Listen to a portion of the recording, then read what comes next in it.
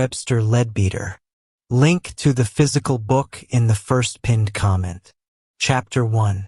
Introductory. Personal experience. The origins of Freemasonry are lost in the mists of antiquity.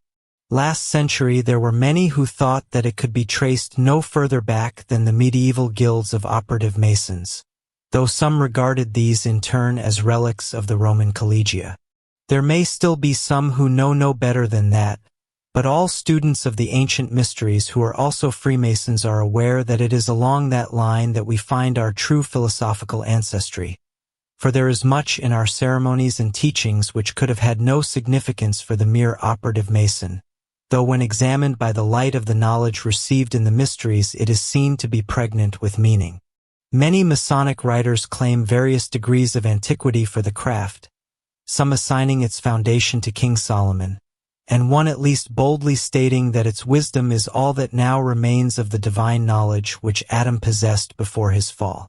There is, however, plenty of evidence less mythical than that, and to that evidence I happen to be able to contribute a fragment of personal experience of a rather unusual kind.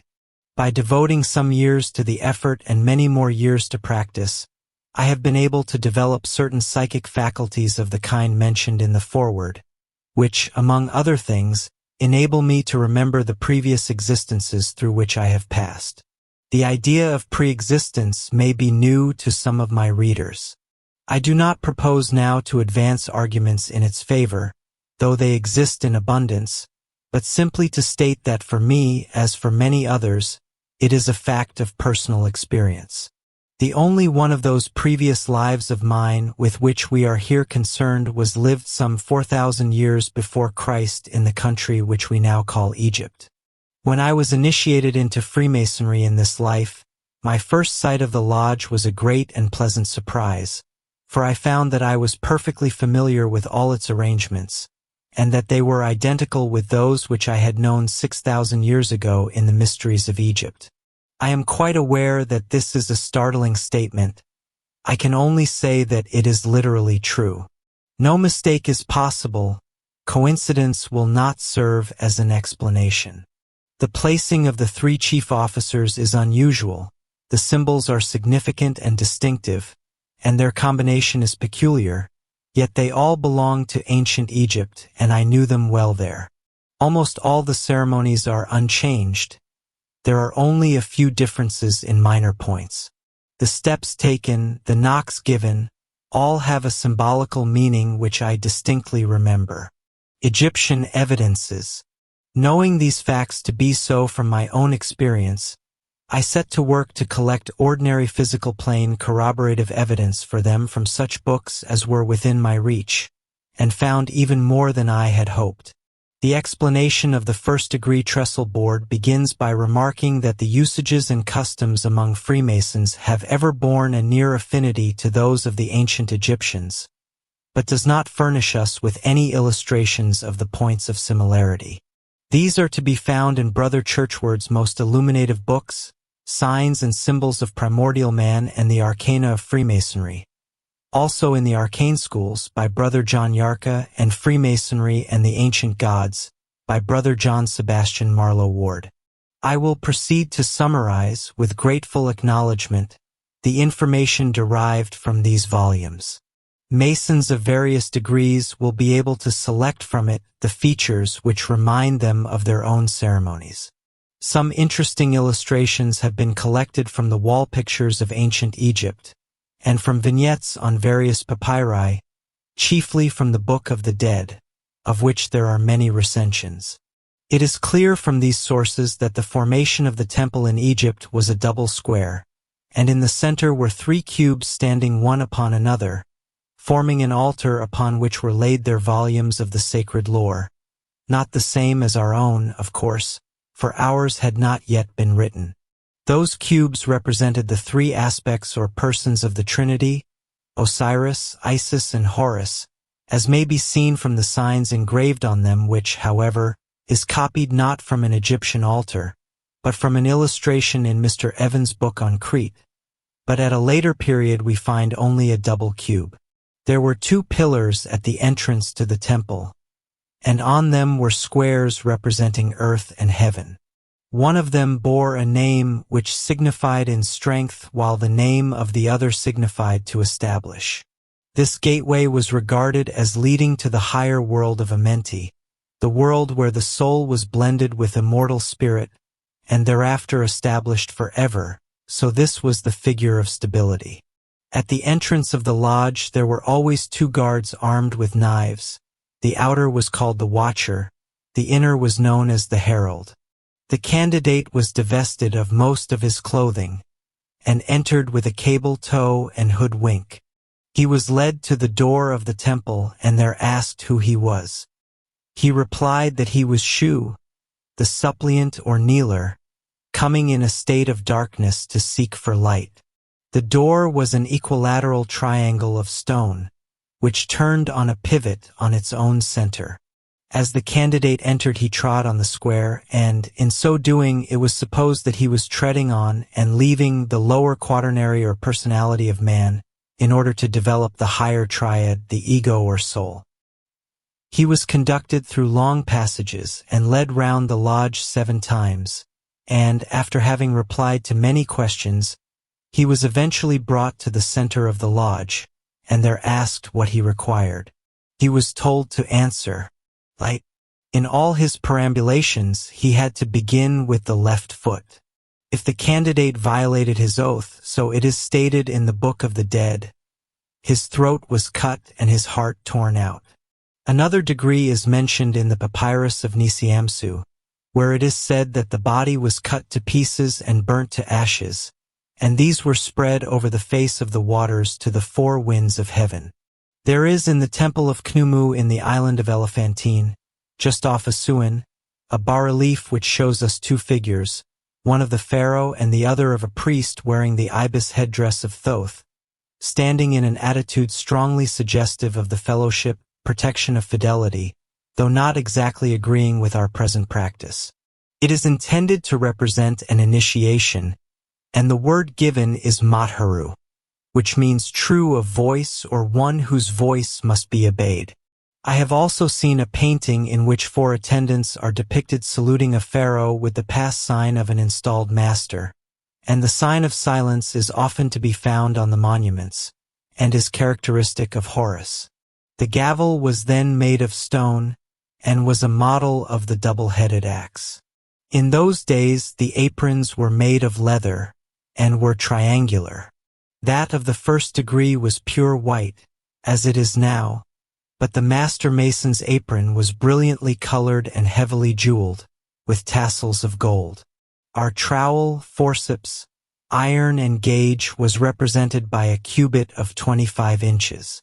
The blazing star in the center of the lodge existed, but it had 8 points instead of 6 or 5.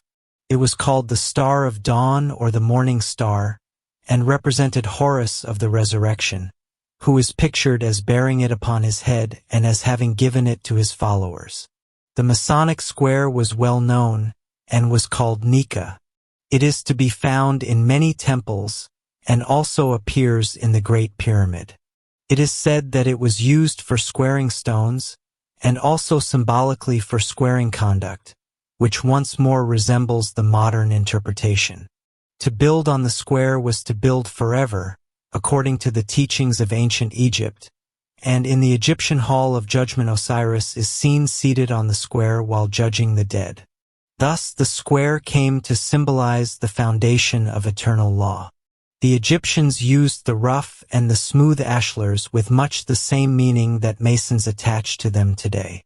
A wand surmounted by a dove is represented, not only in ancient Egypt, but also in some of the monuments in Central America, and those who bore it were called conductors. It is a curious fact also that the descendants of the Nilotic Negroes who emigrated long ago from Egypt to Central Africa, when called to take an oath in a court of law, still do so with a gesture were I at liberty to describe it in writing, would be universally recognized by the craft.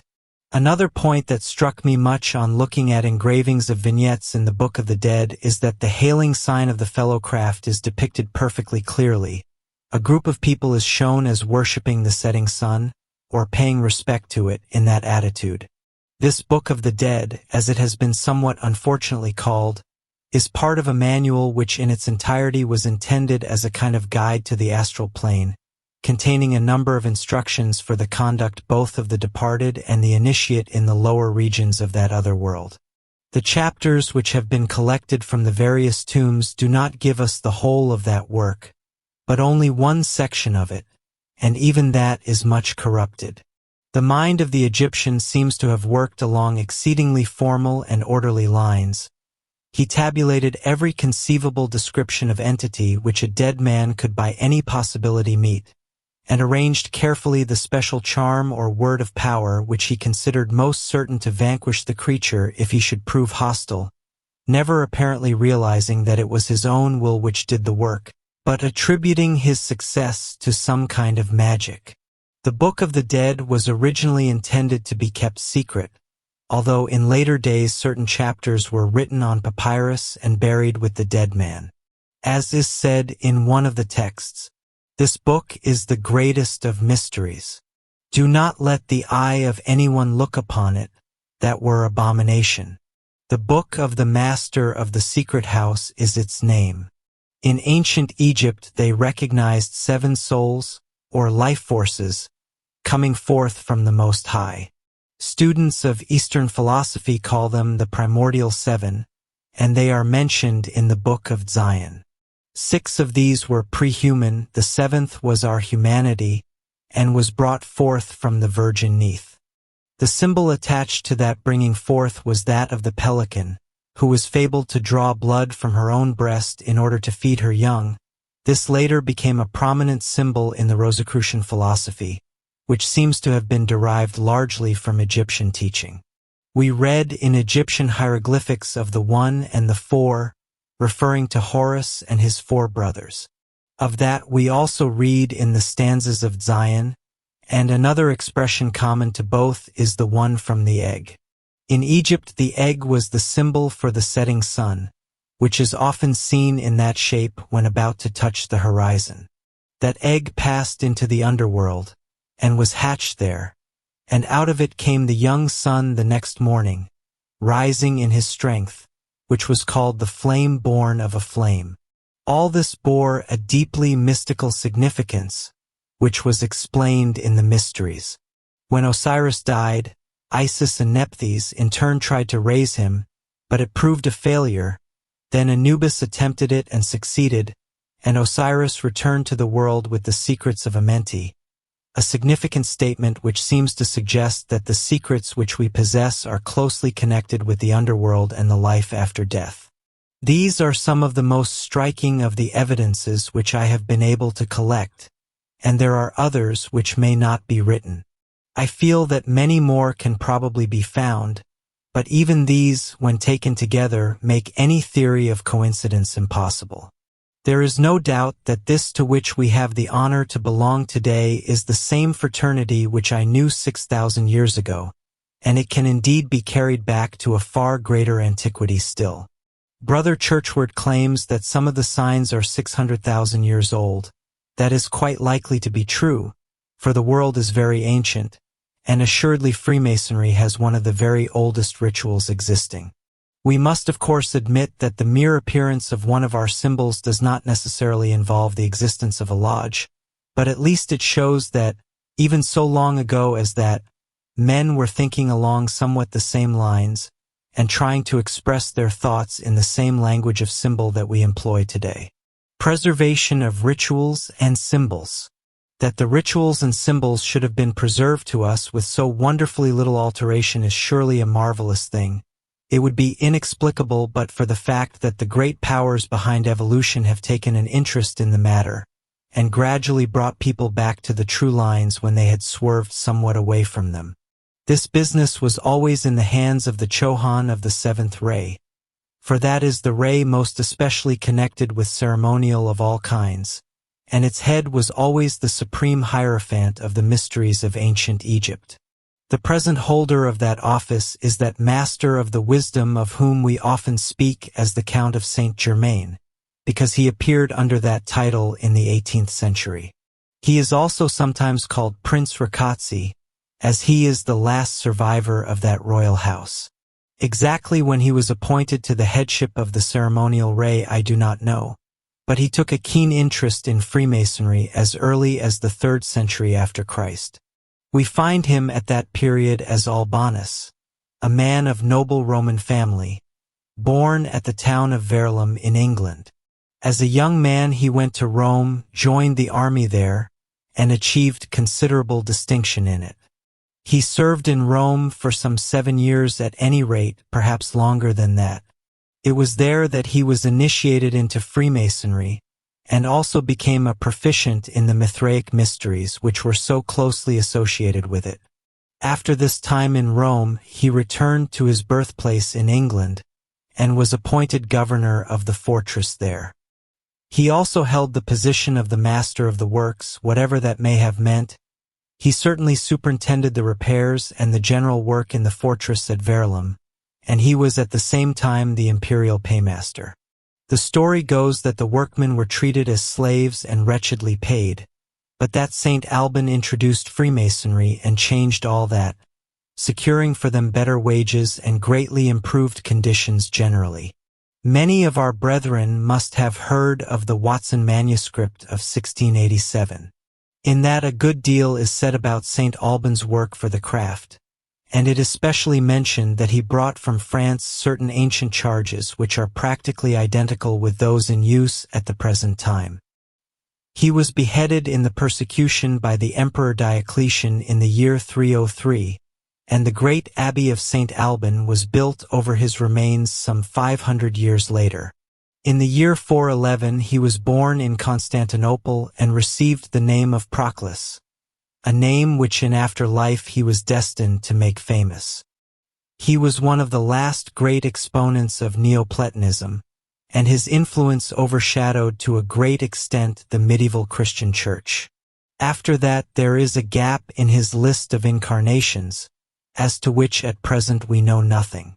We find him reborn in the year 1211, and in that life he was Roger Bacon, a Franciscan friar, who was a reformer both of the theology and the science of his day. In 1375 came his birth as Christian Rosenkreutz. That also was an incarnation of considerable importance, for in it he founded the secret society of the Rosicrucians. He seems some 50 years later, or a little more than that, to have used the body of Hunyadi János, an eminent Hungarian soldier and leader. Also we are told that about 1500 he had a life as the monk Robertus somewhere in Middle Europe. We know practically nothing about that, as to what he did or in what way he distinguished himself. After that comes one of the greatest of his births, for in the year 1561 he was born as Francis Bacon. Of that great man we hear in history little that is true and a great deal that is false. The real facts of his life are gradually becoming known, largely by means of a cipher story which he wrote secretly in the many works which he published. That story is of entrancing interest, but it does not concern us here. A sketch of it may be found in my book, The Hidden Side of Christian Festivals, from which I am epitomizing this account. A century later we are told that he took birth as Joseph Rákóczi, a prince of Transylvania. We find him mentioned in the encyclopedias, but not much information is given. After that, considerable mystery surrounds his movements. He seems to have traveled about Europe, and he turns up at intervals, but we have little definite knowledge about him. He was the Count of Saint-Germain at the time of the French Revolution, and worked much with Madame Blavatsky, who was at that period in incarnation under the name of Père Joseph. He also appears to have disguised himself as Baron Hompesch, who was the last of the Knights of St. John of Malta, the man who arranged the transfer of the island of Malta to the English. This great saint and teacher still lives, and his present body has no appearance of great age. I myself met him physically in Rome in 1901, and had a long conversation with him. In Comasonry we refer to him as the head of all true Freemasons throughout the world, and in some of our lodges his portrait is placed in the east, above the chair of the right worshipful master, and just beneath the star of initiation. Others place it in the north, above an empty chair. Upon his recognition and ascent as head of the seventh ray, the validity of all rights and degrees depends. He often selects pupils from among the brethren of the Masonic order, and prepares those who have fitted themselves in the lower mysteries of Masonry for the true mysteries of the Great White Lodge, of which our Masonic initiations, splendid though they be, are but faint reflections, for Masonry has ever been one of the gates through which that White Lodge might be reached. Today but few of his Masons acknowledge him as their sovereign Grand Master, yet the possibility of such discipleship has ever been recognized in the traditions of the order. It is said in an ancient catechism of masculine Masonry, "As a Mason, whence come you? From the west. Whither directing your course? To the east. What inducement have you to leave the west and go to the east? To seek a master, and from him to gain instruction." Fortunately, our ancestors have recognized the importance of handing down the working unchanged. Some few points have been dropped during that vast lapse of time, a few others have been slightly modified, but they are marvelously few. The charges have become longer, and the non-officials take less part in the work than they used to do. In the old days they constantly chanted short versicles of praise or exhortation, and each one of them understood himself to be filling a definite position, to be a necessary wheel in the great machine. From this knowledge several points emerge. It is noteworthy that the Masonic ceremonies, which have so long been supposed to be rather in opposition to the received religion of the country, are seen to be themselves a relic of the most sacred part of a great ancient religion. Like every product of these ancient and elaborately perfected systems, these rites are full of meaning, or rather of meanings, for in Egypt we attributed to them a fourfold signification. Since every detail is thus full of import, it is obvious that nothing should ever be changed without the greatest care, and only then by those who know its full intent, so that the symbology of the whole may not be spoiled. The Egyptian outlook.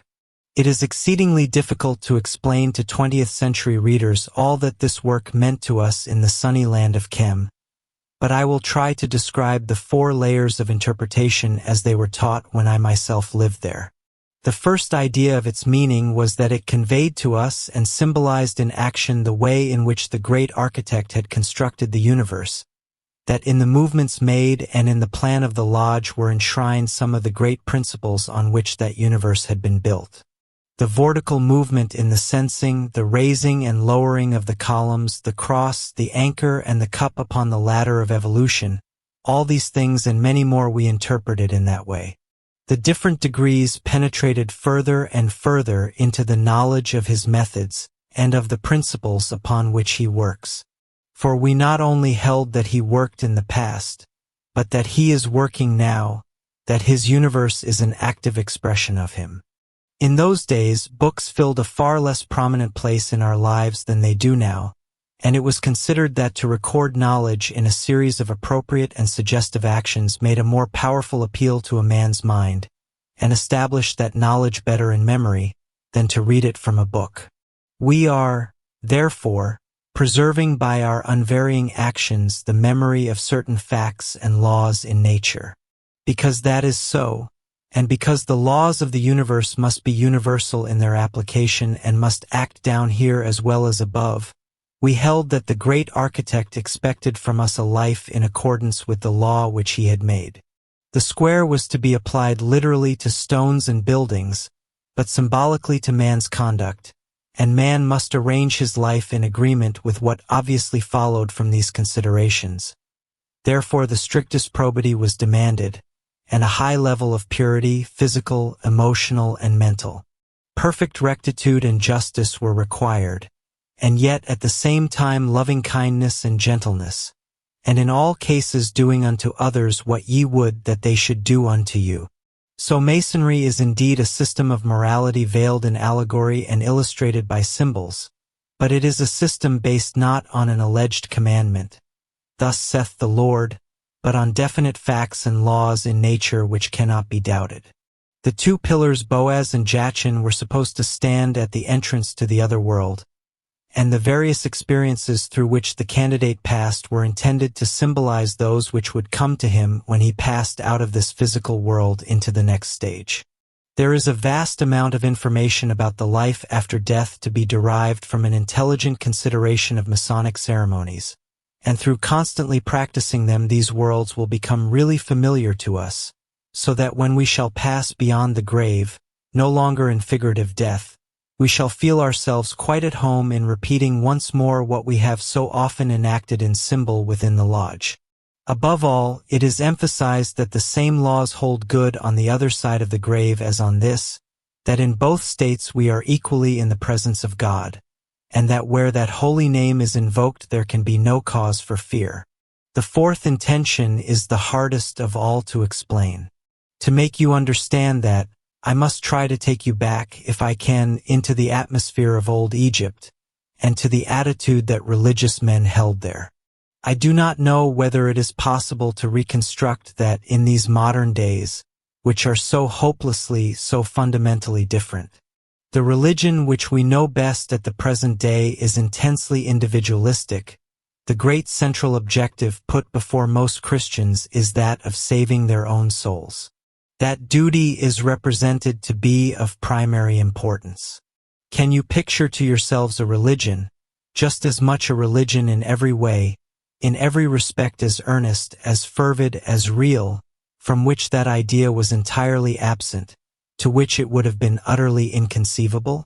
Can you think, as a beginning, of a condition of mind in which no one feared anything excepting wrong, and its possible results in delaying unfoldment, in which men looked forward with perfect certainty to their progress after death, because they knew all about it, in which their one desire was not for salvation but for advancement in evolution, because such advancement brought them greater power to do effectively the hidden work which God expected of them? I am not suggesting that everyone in ancient Egypt was altruistic, any more than are all the people in modern England. But I do say that the country was permeated with joy and fearlessness so far as its religious ideas were concerned, and that everyone who by any stretch of courtesy could be described as a religious man was occupied not with thoughts of his personal salvation, but with the desire to be a useful agent of the divine power. The outer religion of ancient Egypt, the official religion in which everyone took part, from the king to the slave, was one of the most splendid that have ever been known to man.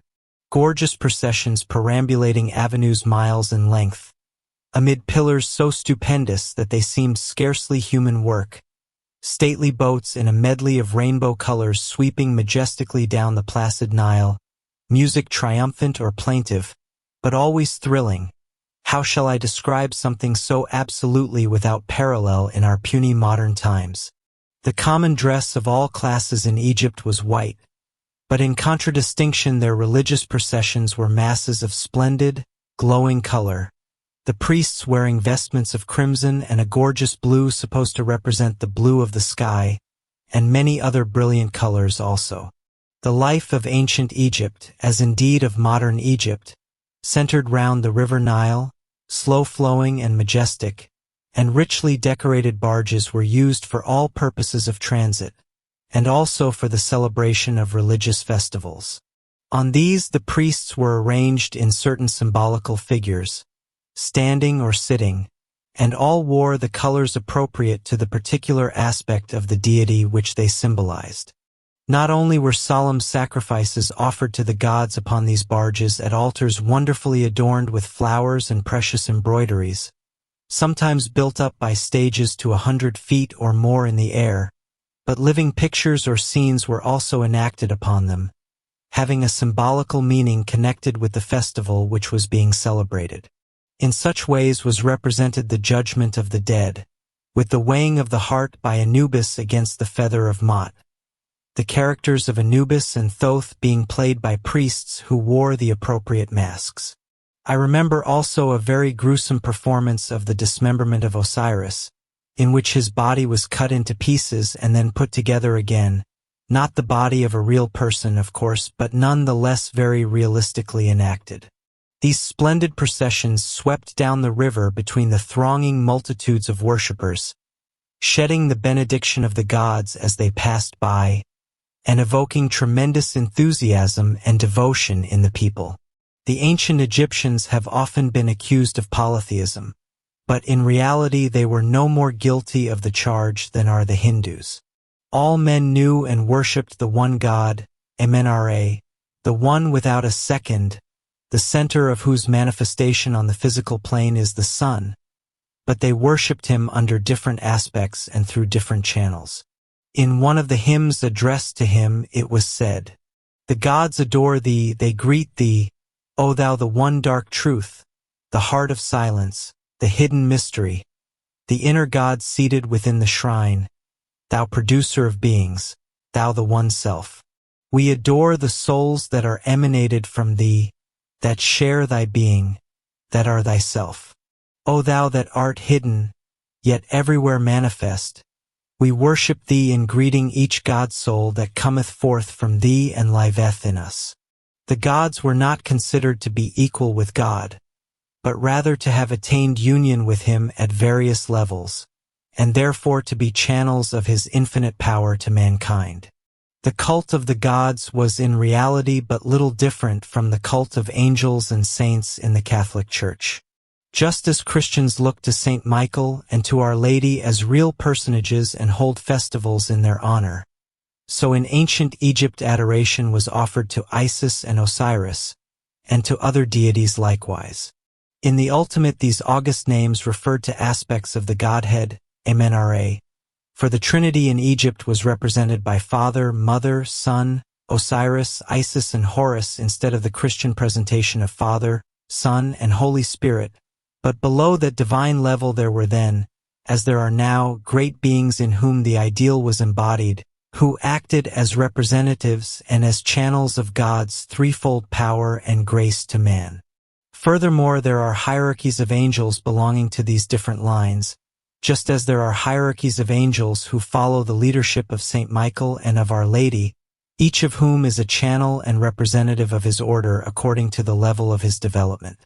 The celebration of the ritual of Isis, for instance, always attracted her attention, and invoked the presence of angels of her order, who acted as channels of the divine blessing in that wondrous aspect of the hidden truth which she represented. The hidden York.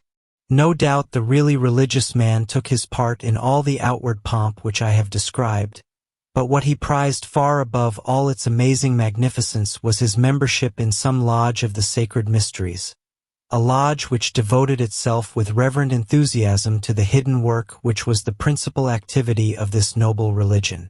It is of this hidden side of the Egyptian cult, not of its outer glories, that Freemasonry is a relic, and the ritual which is preserved in it is a part of that of the mysteries. To explain what this hidden work was, let us draw a parallel from a more modern method of producing a somewhat similar result. The Christian plan for spreading abroad the divine power or grace is principally by means of the celebration of the Holy Eucharist, commonly called by our Roman brethren the Massachusetts. We must not think of that grace as a sort of poetical expression, or as in the least degree vague and cloudy. We are dealing with a force as definite as electricity, a spiritual power which is spread abroad over the people in certain ways, which leaves its own effect behind it, and needs its own vehicles, just as electricity needs its appropriate machinery. It is possible by clairvoyance to watch the action of that force, to see how the service of the Eucharist builds up a thought form, through which that force is distributed by the priest with the aid of the angel invoked for that purpose. It has been so arranged that the attitude of the priest, his knowledge, even his character, does not in any way interfere with the due effect of the sacrament. There is, in any case, an irreducible minimum which is transmitted. So long as he performs the prescribed ceremonies, the result is achieved. If he is also a devout man, Those who receive the sacrament at his hands have the additional benefit of a share in his love and devotion, but that in no way affects the value of the sacrament itself. Whatever his failings, the divine strength is outpoured upon the people. The old Egyptian religion had the same idea of pouring out spiritual force upon all its people, but its method was altogether different. The Christian magic can be performed by the priest alone, and may even be done quite mechanically, but the intelligent assistance of the laity greatly increases its power and the amount of force which can be outpoured. The Egyptian plan, however, positively required the earnest and intelligent cooperation of a considerable number of people. It was, therefore, much more difficult to achieve perfectly, but when thoroughly done it was far more powerful, and covered a much wider range of country. The Christian scheme needs a vast number of churches dotted all over the land. The Egyptian plan required only the action of a few grand lodges established in the principal cities in order to flood the whole kingdom with the hidden light, the work of the ordinary lodges being regarded as subsidiary to these, and rather as a training ground for membership in the grand lodges. The central doctrine of the religion of the ancient Egyptians was that the divine power dwelt in every man, even the lowest and most degraded, and they called that power the hidden light. They held that through that light, which existed in all, men could always be reached and helped, and that it was their business to find that light within every one, however unpromising, and to strengthen it. The very motto of the pharaoh was "Look for the light," implying that his supreme duty as king was to look for that hidden light in every man around him, and strive to bring it forth into fuller manifestation. The Egyptians held that this divine spark, which exists in every one, could most effectively be fanned into flame by transmuting and bringing down to the three lower worlds the tremendous spiritual force which is the life of the higher planes, and then pouring it out over the country as has been described. Knowing that spiritual force to be but another manifestation of the manifold power of God, they gave to it also the name of the hidden light, and from this double use of the term confusion sometimes arises.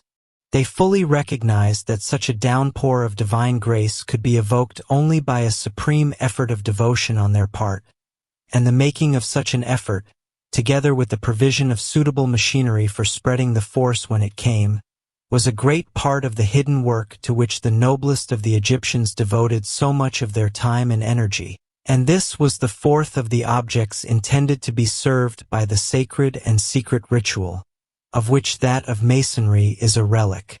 The Egyptian race. The Egyptian race of the period of which I have been speaking was of mixed blood, but dominantly Aryan. Our researches show that about 13,500 before Christ a band of men and women belonging to the highest classes of the great South Indian Empire which then existed set out on an expedition to Egypt, by way of Ceylon, having been directed to do so by the Manu. The ruling race in Egypt in those days was a branch of what has been called in theosophical books the Toltec subrace, a branch probably identical with that Cro-Magnon race which inhabited Europe and Africa somewhere about 25,000 before Christ. In Ancient Types of Man, Sir Arthur Keith remarks that this race was mentally and physically one of the finest that the world has ever seen. Broca has noted that the brain content of the skull of the Cro-Magnon woman surpasses that of the average male of today. The average height of the men of this race was 6 feet 1½ inches. The shoulders were exceedingly broad and the arms short as compared with the legs. The nose was thin but prominent, the cheekbones high, and the chin massive. It happened that the king or pharaoh on the throne at the time when the expedition from South India arrived had a daughter but no son, his wife having died in childbirth. The newcomers were received with great cordiality by both king and high priest, and intermarriage with the strangers became a coveted honor in the Egyptian families, especially as the king had approved the marriage of his daughter with the leader of the band, who was a prince of India. In a few generations the Aryan blood had tinged the entire Egyptian nobility, and this produced the type, well known from the monuments which had Aryan features but the Toltec coloring. After many centuries there came a ruler who was influenced by a foreign princess, whom he had espoused, to cast aside the Aryan traditions and establish lower forms of worship. But the clan drew together and, by strictly marrying only among themselves, preserved the old customs and religion as well as their purity of race. Nearly 4,000 years after the arrival of the Indians, there arose in Egypt certain prophets who foretold a great flood. So the clan in a body took ship across the Red Sea and found a refuge among the mountains of Arabia. In 9564 before Christ the prophecy was fulfilled. The island of Poseidonis sank beneath the Atlantic Ocean in the deluge mentioned in the Timaeus of Plato. At the same time the land rose and made the Sahara Desert where a shallow sea had been before, and a vast tidal wave swept over Egypt so that almost its entire population was destroyed. Even when everything settled down, the country was a wilderness, bounded on the west no longer by a peaceful sea but by a vast salt swamp, which as the centuries rolled on dried into an inhospitable desert. Of all the glories of Egypt there remained only the pyramids towering in lonely desolation, a state of things which endured for 1,500 years before the clan returned from its mountain refuge, grown into a great nation. But long before this half-savage tribes had ventured into the land, fighting their primitive battles on the banks of the great river which had once borne the argosies of a mighty civilization, and was yet to witness a revival of those ancient glories, and to mirror the stately temples of Osiris and Amen-Ra. The first of the several races that entered the country was a Negroid people from Central Africa. They had, however, been displaced by various others before the Aryo-Egyptians returned from Arabia, settled near Abydos, and gradually in a peaceful manner became once more the dominant power. 2,400 years later the Manu incarnated, united the whole of Egypt under one rule, and founded at the same time the first dynasty and his great city of Memphis. This empire had already flourished for more than a millennium and a half before the reign of Ramesses the Great, who was himself the master of one of the principal lodges at the time when I had the honor to belong to it. The Grand Lodges. During the time when I was living in Egypt, the government of the country was directed from within the organization of the mysteries. Egypt was divided into 42 nomes or counties, and the nomarch or ruler of the county was the master of the principal lodge of the nome. There was a Grand Lodge, not to be confused with the 3 Grand Lodges of Amen to be described later, which consisted of all the nomarchs, and of which the Grand Master was the Pharaoh. This Grand Lodge was convened at Memphis, and worked a different ritual from those of the lower grades. It was to this body that the Pharaoh announced his decrees, for although his power in the land was almost absolute, yet before any serious decision was made he always took counsel with his nomarchs, and, judging by their decisions, they were a very capable body of men. Lesser matters were settled by an executive committee of this lodge over which the Pharaoh presided, but important steps were always discussed in Grand Lodge itself. Thus the mysteries entered into political as well as into religious life in the old days, and politics were much less selfish in consequence. There were in Egypt in those days 3 Grand Lodges of Amen, each of which was strictly limited to 40 members, every one of whom was a necessary part of the machine, including the officers, whose business was the recitation of the office and the magnetization of the lodge. Each member was the representative of a particular quality. One was called the Knight of Love, another the Knight of Truth, another the Knight of Perseverance, and so on, and each was supposed to become a specialist in thinking and expressing the quality assigned to him. The idea was that the 40 qualities, thus expressed through the lodge as a whole, would make the character of a perfect man, a kind of heavenly man, through whom the power behind could be poured out upon the whole country. These 3 Grand Lodges worked 3 distinct types of masonry, of which only one has come down to us in the 20th century. The master of the first Grand Lodge represented wisdom, and his 2 wardens strength and beauty, as in our lodges today. The predominant power outpoured was that wisdom which is perfect love, the quality that is indeed most needed in the world at the present time. The master of the Second Grand Lodge represented strength, and his wardens wisdom and beauty, and the strength of the first aspect of the Trinity was the predominant quality of the lodge. The master of the Third Grand Lodge typified beauty, and the wisdom and the strength were made subordinate to that third aspect of the hidden light. As everyone present had to bear his part in building the form, exact cooperation and perfect harmony were absolutely necessary, and only people who could forget themselves entirely in the great work were selected from the ordinary lodges to become members of these three grand lodges, whose power was such that their influence covered the entire country. The slightest flaw in the character of one of the 40 members would have seriously weakened the form through which all the work was being done. It is perhaps a relic of this paramount necessity which dictates our present regulation that any brethren who are not in perfect harmony with each other should not put on their aprons until they have settled their differences. In ancient Egypt there was an intensity of brotherly feeling between the members of a lodge which is probably rarely attained now. They felt themselves bound together by the holiest of ties, not only as parts of the same machine, but actually as fellow workers with God Himself. The ritual worked by the Grand Lodges was known as the building of the Temple of Amen. A translation of its actual wording will be given in another part of this book. It was indeed one of the most splendid and powerful sacraments known to man. It was celebrated for thousands of years, during which Egypt was a mighty land, but a time came when the egos most advanced in evolution began to seek incarnation in new nations, in which, as in different classes in the world school, they might learn new lessons. Then this portion of the Egyptian mysteries fell into abeyance, while the Egyptian civilization grew degenerate and formalized as it became a theater for the activities of less evolved men.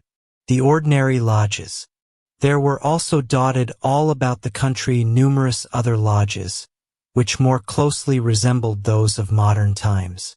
Their work was much more varied than that of the three grand lodges, and they met more frequently, for to them was entrusted the work of preparing their members for higher things, and giving them a liberal education. Their purpose was the same as that of the mysteries everywhere, to provide a definite system of culture and education for adults, a thing which is not done on a large and public scale in our present day, when the rather curious belief is widely spread that education ends with school or college. The mysteries were the great public institutions, centers of national and religious life, to which people of the better classes flocked in thousands, and they did their work well, for one who had passed through their degrees, a process of many years, thereby became what we should now call a highly educated and cultured man or woman, with, in addition to his knowledge about this world, a vivid realization of the future after death, of man's place in the scheme of things, and therefore of what was really worth doing and living for. Even in these ordinary lodges every member took part in the work, and the labor of those in the columns was regarded as more arduous than that of the officers. Though the latter had special physical actions through which they must go with great accuracy, the former had to use their thought power all the time. They had all to join at certain points in the ritual in sending out streams of thought, more in the nature of willpower than of meditation, the object of the whole effort being to erect over and around the lodge a magnificent and radiant thought form of perfect proportions, specially constructed to receive and transmit in the most effective way the divine force which was called down by their act of devotion. If any member's thought was ineffectual, the mighty temple-like thought form was correspondingly defective in one part, but the master of the lodge was usually a clairvoyant priest or priestess who could see where the defect lay, and so could keep his lodge strictly up to the mark. Thus these lodges also shared in the same great work of force distribution, though on a smaller scale than the three grand lodges which were specially entrusted with that task. Without some purpose such as this our great Masonic effort seems unintelligible. We have in nearly all Masonic lodges a beautiful opening ceremony, full of deep symbolical meaning, and when understood it is seen to be no mere form, but a wonderfully effective formula, calling to our aid various entities, and preparing the way for the performance of a very definite service to mankind. Yet, having opened our lodge and made all these preparations, we proceed at once to close down, unless we have a candidate to initiate or pass or raise, or a lecture to deliver to our own people. Surely such a wonderful preparation should end in something definite, in a real piece of work for the benefit of mankind. In ancient Egypt there was this splendid work, the culmination to which all the preparations led up. Our true purpose should be the same. We meet and go through certain ceremonies, and give them the name of work, a name that is quite inappropriate as applied to the mere ceremonies, no matter how full of meaning they may be.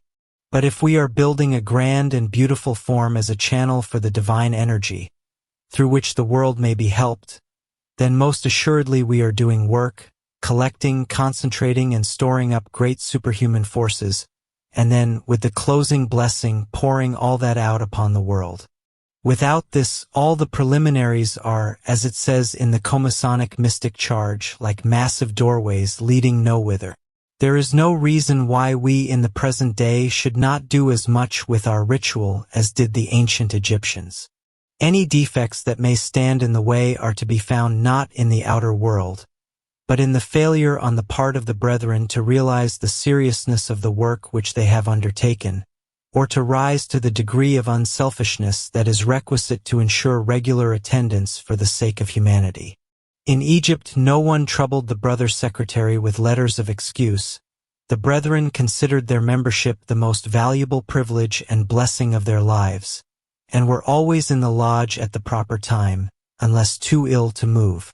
Let us hope that Freemasonry will have a future worthy of its past, and that before long such lodges as they had in Egypt will be working in many parts of the world. There are various lines along which the recollection of the way in which the work was done in ancient Egypt may be of use to us, for those people performed their ceremonies with full knowledge of their meaning, and so the points upon which they laid great stress are likely to be important to us also. Deep reverence was their strongest characteristic. They regarded their temple much as the most earnest Christians regard their church, except that their attitude was dictated by scientific knowledge rather than by feeling. They understood that the temple was strongly magnetized, and that to preserve the full strength of that magnetism great care was necessary. To speak of ordinary matters in the temple would have been considered as sacrilege, as it would mean the introduction of a disturbing influence. Vesting and all preliminary business was always done in the anteroom, and the brethren entered the lodge in procession, singing, as co-masons do now, the history of Masonry. The mystery teaching of Egypt was very closely guarded, and it was only with great difficulty and under special conditions that anyone not an Egyptian born could be allowed to receive it.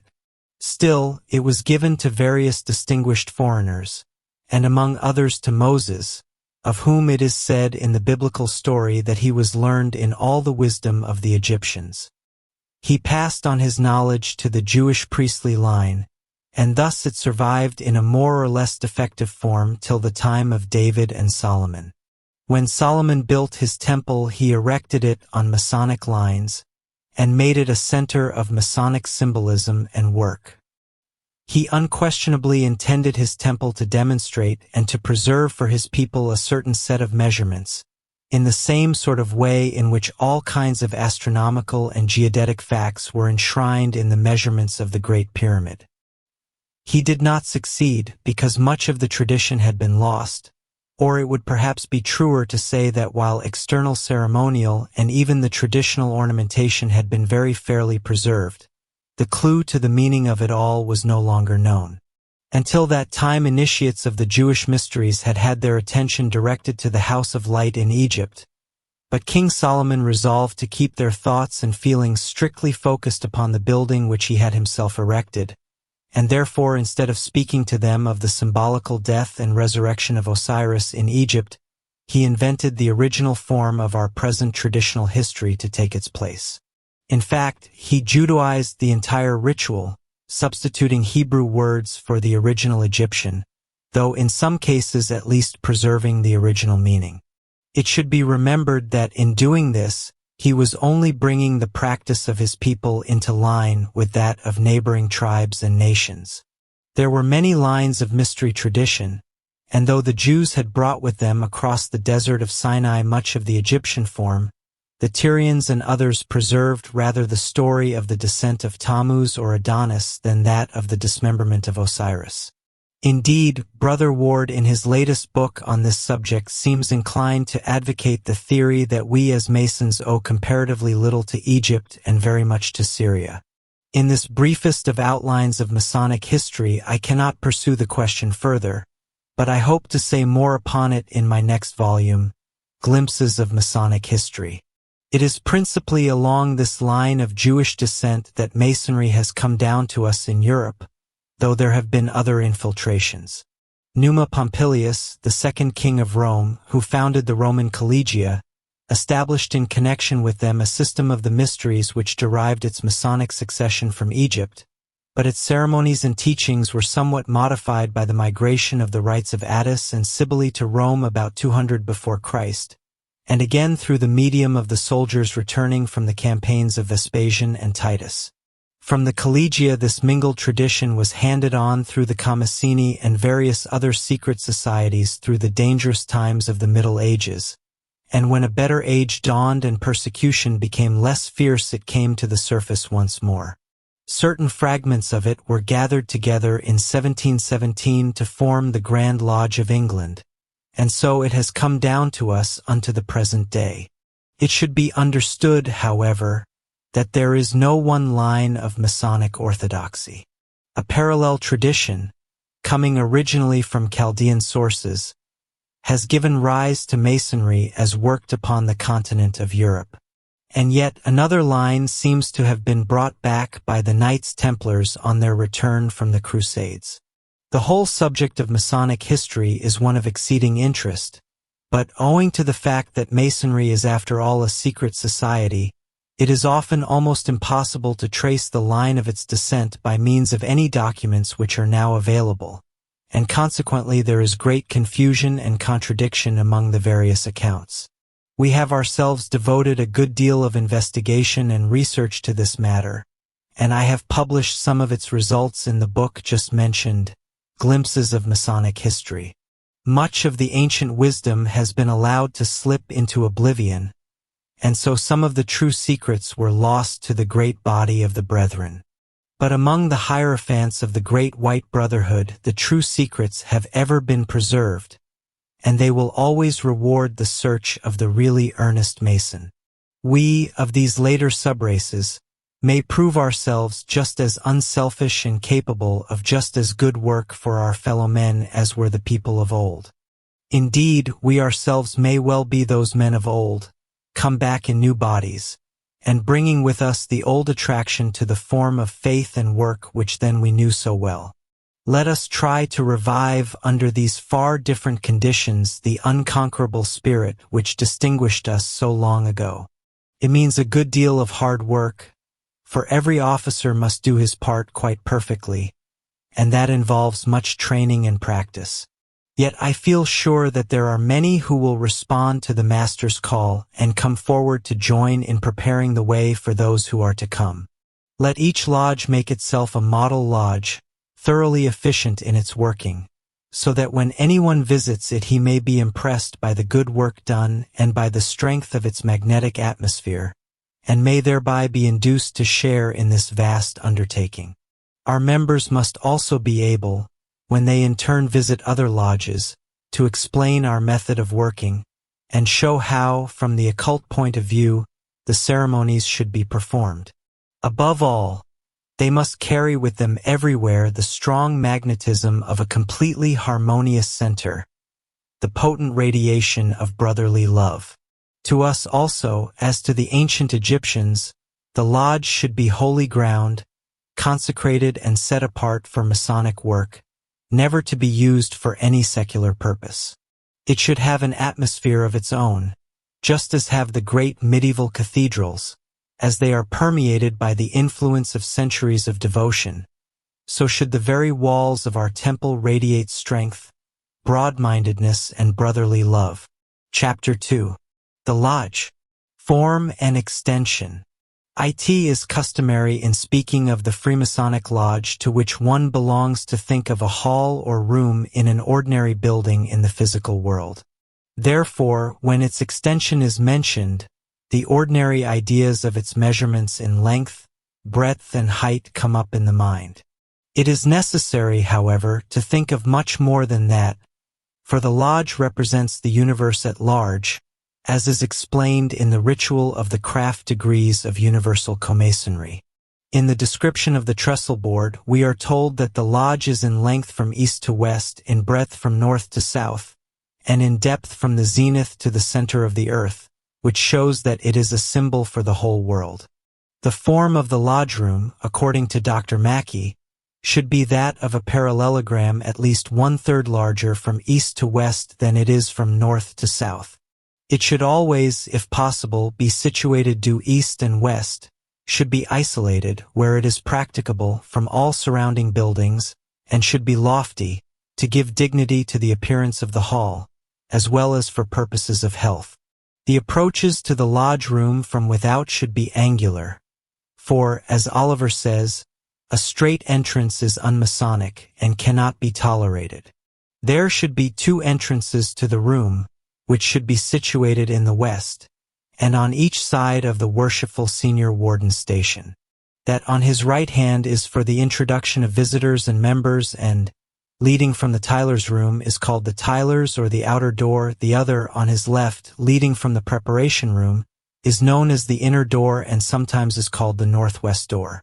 Plate 3 shows the form of the lodge and the positions of the principal objects in it, as usually arranged by co-masons of the British jurisdiction. The floor of the lodge, technically speaking, is the mosaic pavement, which will be described among the ornaments of the lodge. The correct shape for this is a double square, that is to say, a rectangle having a length double its breadth, and the lodge may be thought of as a double cube standing on this floor. Considered as the entire room, the lodge is a temple of humanity, and as such it may be taken to symbolize a man lying upon his back. In this position, the 3 great supports correspond to important centers in the human body. The column of the right worshipful master is in the place of the head or brain. That of the worshipful senior warden corresponds to the generative organs, symbols of strength and virility, and also to the solar plexus, the great ganglionic center of the sympathetic system, and that of the worshipful junior warden corresponds to the heart, anciently regarded as the seat of the affections. Orientation. 3 reasons are given in the ritual to explain why our lodges are set east and west. In the first place, the sun rises in the east, and the sun is regarded in Masonry as a symbol of divinity. Secondly, all the Western nations look to the east as the source of their wisdom.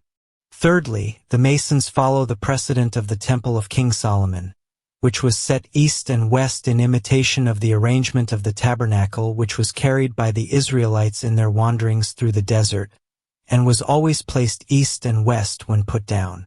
It is certainly not sufficient to say that the early Masons oriented their lodges merely because all churches and chapels ought to be so. Rather, the ecclesiastical rule to face toward the east was also a rule for the Masons. As we have already said, the Egyptian origin of Masonry has been somewhat obscured by Jewish influence. When Moses introduced the Egyptian wisdom to the Jews, they quickly gave their own coloring to it. They are a very remarkable race in that they assimilate readily, but stamp their own decided characteristics upon whatever they take up. In this case, the Egyptians spoke of the Great Pyramid of Gizeh as the House of Light, or more commonly the Light, but the Jews were taught to interpret it as referring to the Temple of King Solomon. The real reason, however, for the careful orientation of the lodge is magnetic.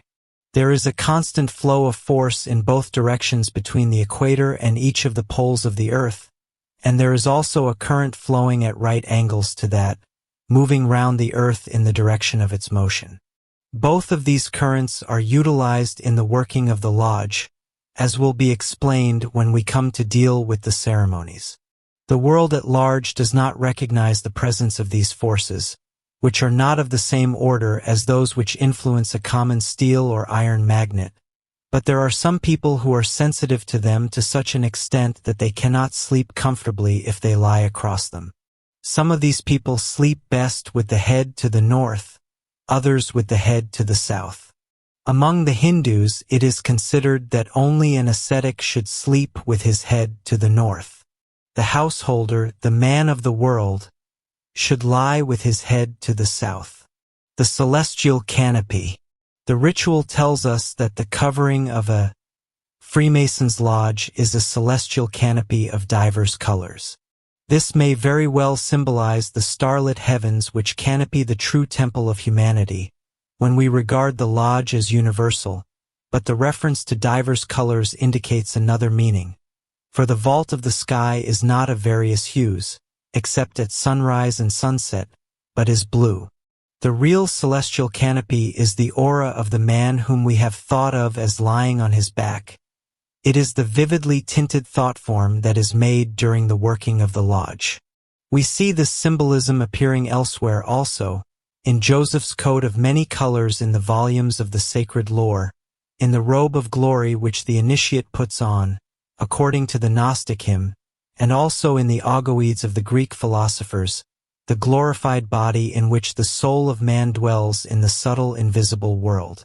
Brother Wilmshurst in The Meaning of Masonry also interprets the canopy as the aura of man, which is surely more reasonable than to suppose with Dr. Mackey that because the early brethren met on the highest hills and in the lowest valleys, this symbol must refer to the overarching vault of heaven. The altar. The altar should be in the middle of the square nearest to the right worshipful master, though this differs in different obediences. In the Grand Lodge of England working there is generally no altar at all, or at the most only an appendage to the master's pedestal, so that when the candidate is taking the oath he kneels before the pedestal of the right worshipful master. In some lodges the altar is a little east of the center of the floor, and in others it stands in the middle of the floor. On the altar, or close to it, or hanging above it in the middle of the eastern square, there is in Comasonic lodges a small light burning, usually enclosed in ruby-colored glass. This light symbolizes the reflection of deity in matter, and it corresponds exactly to the light in Catholic churches which burns always before the altar on which the host is reserved. Mackey, in his Lexicon of Freemasonry, speaks of the altar as the place where the sacred offerings were presented to God. After the erection of the tabernacle, altars were of two kinds, altars of sacrifice and altars of incense. The altar of masonry may be considered as the representative of both these forms.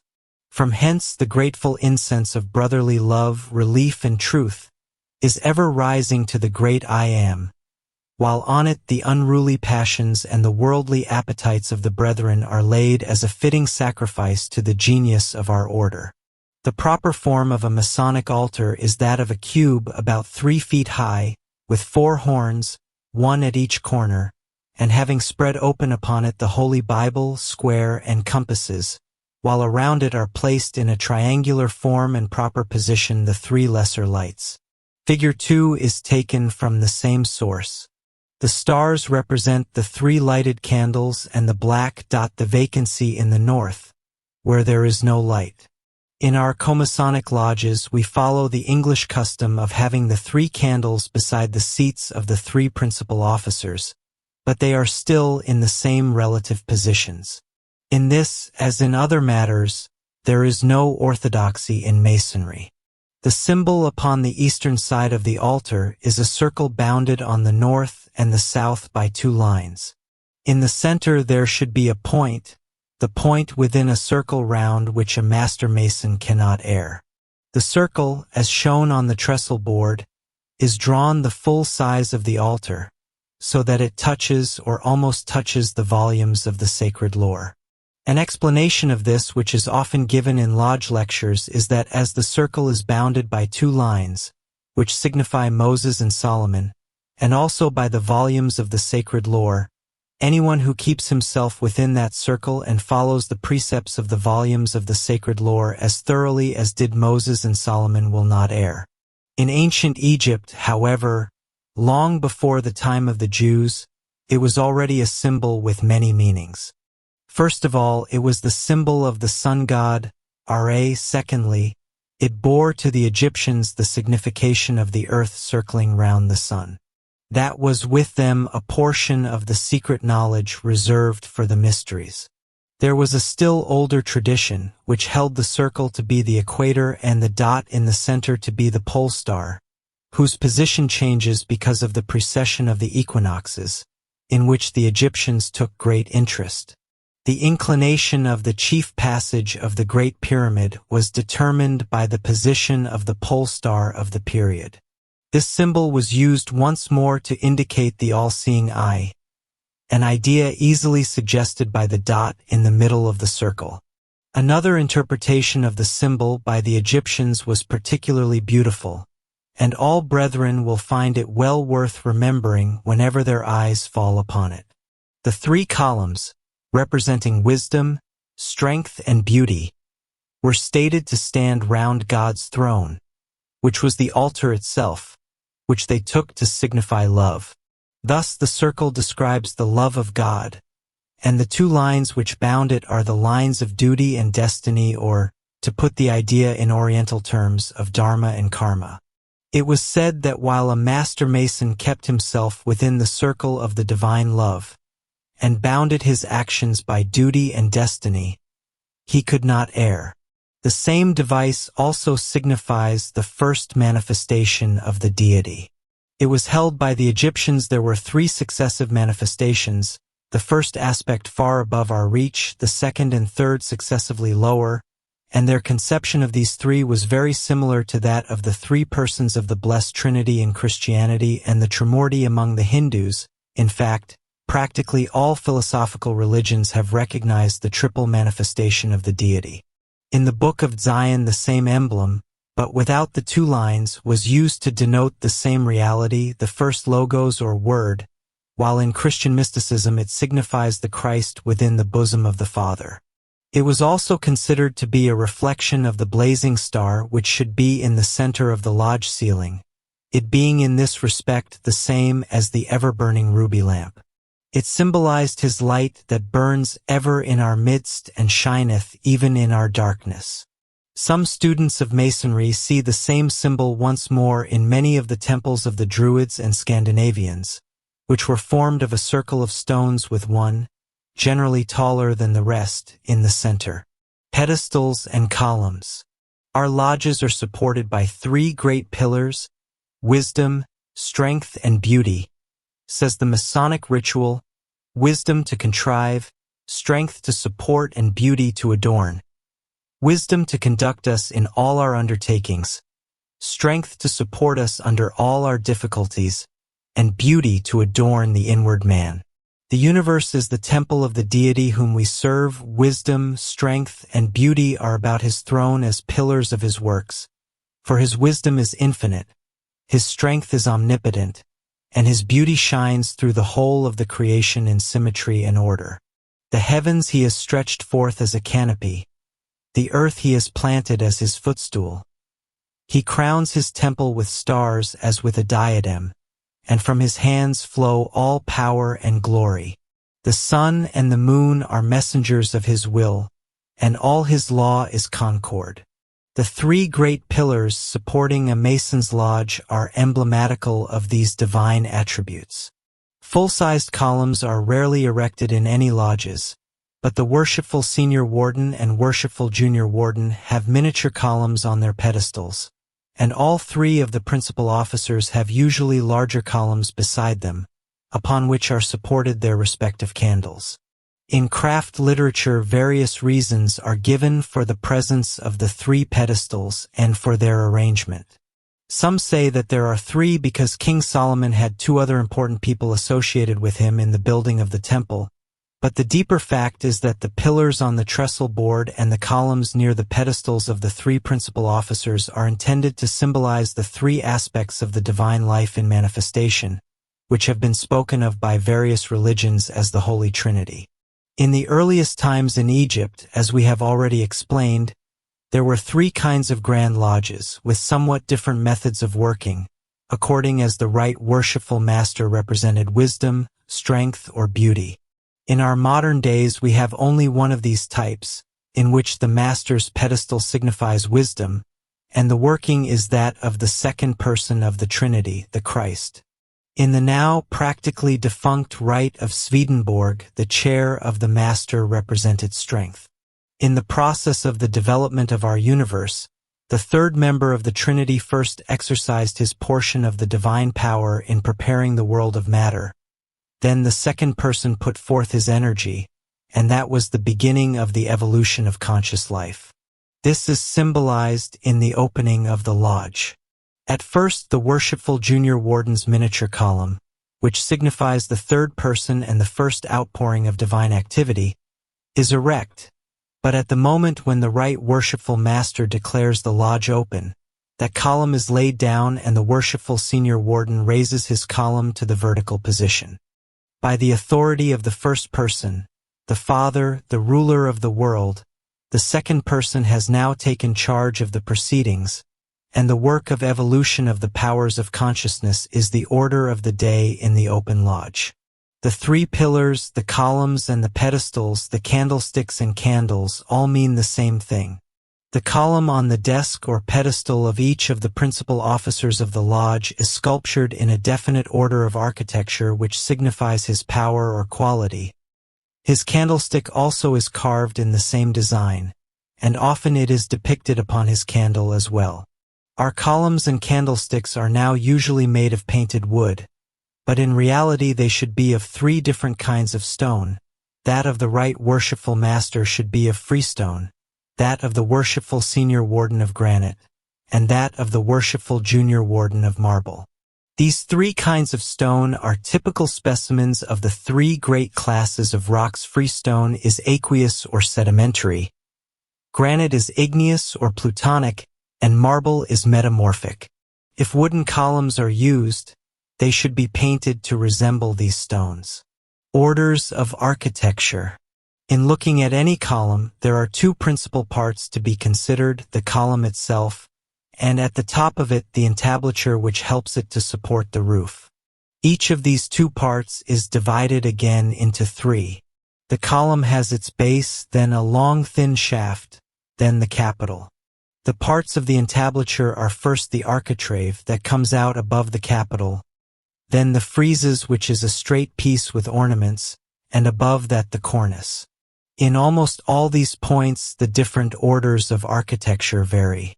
The three orders of architecture in ancient Greece were the Ionic, the Doric, and the Corinthian, which are now assigned to the right worshipful master, the worshipful senior warden, and the worshipful junior warden, respectively. Afterwards, two others were added of Italian origin, the Tuscan and the Composite, which we do not use in masonry. The three columns are shown in Plate 4 of the three Greek columns. The Doric is the simplest. Its shaft has 20 shallow flutings, and its height is 8 times its diameter. It has no base, and the capital is solid and quite plain. In the entablature, which is not usually reproduced in the officers' pillars, its frieze is characterized by triglyphs, representing the ends of joists, and metopes, representing rafters, and its cornice exhibits mutules. This column is considered to be formed after the model of a muscular full-grown man. It shows strength and noble simplicity. The Ionic column has 24 flutings and a length 9 times its diameter. Its capital is adorned with 2 volutes, and its cornice with dentils. It is thought to be modeled with the grace of a beautiful woman, the volutes being suggested by the dressing of her hair. The Corinthian column is by far the most beautiful. Its flutings are not different from the Ionic, but its height is 10 times its diameter, which gives a slender and very graceful appearance. The capital is ornamented with 2 rows of acanthus leaves and 8 volutes, which sustain the abacus. The following story is told with regard to the origin of the Corinthian column. A Greek poet and architect named Callimachus once visited a cemetery and saw there the grave of a child, on which an acanthus plant had grown in a manner that struck the poet as so pleasing and beautiful that he had it cut in stone, and it became the original of the form now seen on the capital of every Corinthian pillar. On the grave there was a circular box of toys which had been put there by the nurse of the child in order to please its spirit, for at that time the idea was prevalent that departed spirits were in the habit of visiting their places of burial or sepulture, and were in a position to enjoy the objects placed there for them, or the counterparts of those objects, which thus became their possessions on the other side of death. On the top of the little box of toys the nurse had placed a flat tile to keep off the rain. It happened that she had put the box upon an acanthus root, and that the leaves had grown up and, when they reached the tile, had turned again to form a kind of fringe round it, with most beautiful effect. The acanthus plant grows wild all over Sicily and the south of Italy and Greece, and is everywhere charming. The Tuscan column is the plainest of all. It has a perfectly plain base and top. The length of its shaft is only 7 times its diameter, and it has no flutings. The composite column, on the other hand, is the most ornate of all, as it is an attempt to combine the beauties of the Ionic and the Corinthian. It has the same number of flutings and the same proportions as the latter, but combines with the acanthus ornament the volutes of the Ionic style.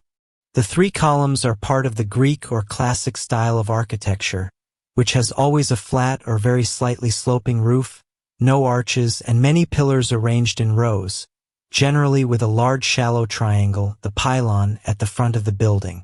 In the religious architecture of Europe we find mainly the Gothic style. The guilds of Freemasons in the Middle Ages traveled over Europe in wandering bands, which were engaged in building churches. All the great Gothic building was cone, broadly speaking, about the same period, and at that time the famous cathedrals of Europe were erected by the Freemasons, who had the 3 orders.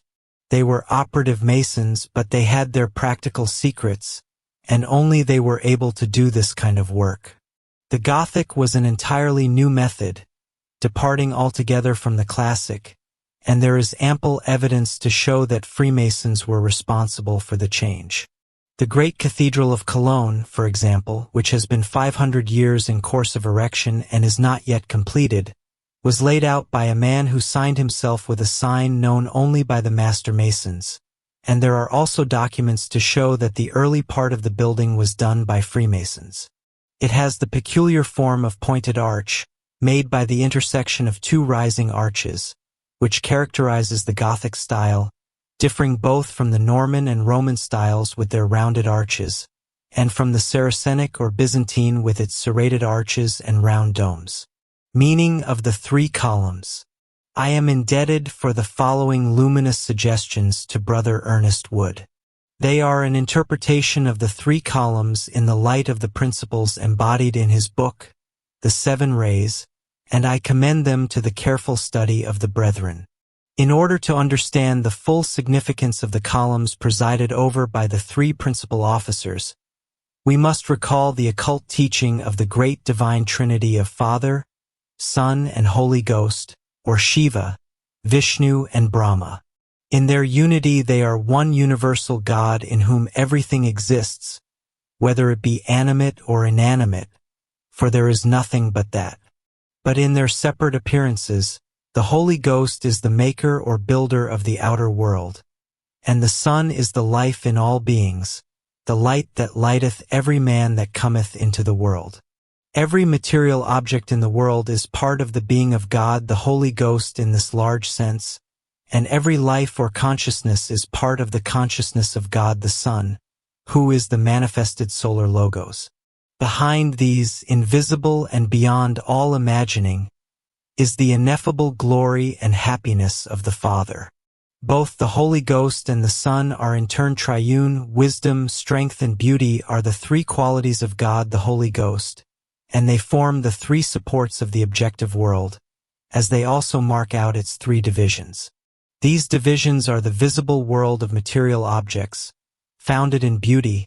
God in things is seen as beauty, the invisible energy with which the world is filled, and on which all things that are seen are built. This is the strength of God, the Holy Ghost, the universal mind, the world of ideas, the storehouse of archetypes, marking out the possibilities of material forms and relationships, which is seen in what the scientist calls the laws of nature, the wisdom of the divine architect, his settled plans. These are the three parts of any objective world. They constitute the lodge, the building in which life plays its part, and the three pillars, Ionic, Doric, and Corinthian, symbolize these three divisions of the world, the field of consciousness, as it has been called in the Bhagavad Gita. All the living beings which people this world display the light of the divine life and consciousness in their varying degrees. They are all parts of God the Son, the Christ, the great sacrifice, the divine life crucified on the cross of matter. He also is a Trinity, and this is seen in the three powers of consciousness appearing in man as the spiritual will, the intuitional love, and the higher intelligence, which are the root of all human will, love, and thought. Since the officers are the life in the lodge, they represent these qualities in consciousness, which are called in Sanskrit philosophy Ichcha, Jnana, and Kriya. The right worshipful master expresses the divine will of the Christ, directing the work to the perfecting of man. The worshipful senior warden represents the divine love of the Christ, and the worshipful junior warden the divine thought. These officers are to be known by their jewels, which represent will, love, and thought respectively, not by the columns at which they preside. Just as material energy is the strength in things, so is love the strength in consciousness. It is what has been called in Sanskrit terminology the buddhi in man, the wisdom that is direct knowledge of life, the energy of consciousness. It is the faculty in man with which he contacts and deals with life around him, while his thought is the faculty with which he deals with objective things. So when at the opening of the lodge the worshipful junior warden lays down his pillar and the worshipful senior warden raises his, it symbolizes the fact that now we are interested in life, we are working upon man, upon consciousness, not upon material objects, as would be the case if we were building a material structure, and not the temple of man, his inner character, his immortal soul. The great architect is now building a temple in the heavens, not made with hands. Thus the columns represent the three qualities of the material lodge, but the three principal officers express the three qualities of consciousness or life. Now the assistant officers must be explained. In his inner nature every man is a spiritual consciousness threefold as we have seen, but when we look at him in this world we see not the man himself but the body in which he lives, his material house, or rather, to use a more modern simile, his motor car in which he goes about to do the business of his life, to see what he wants to see and to work where he wants to work.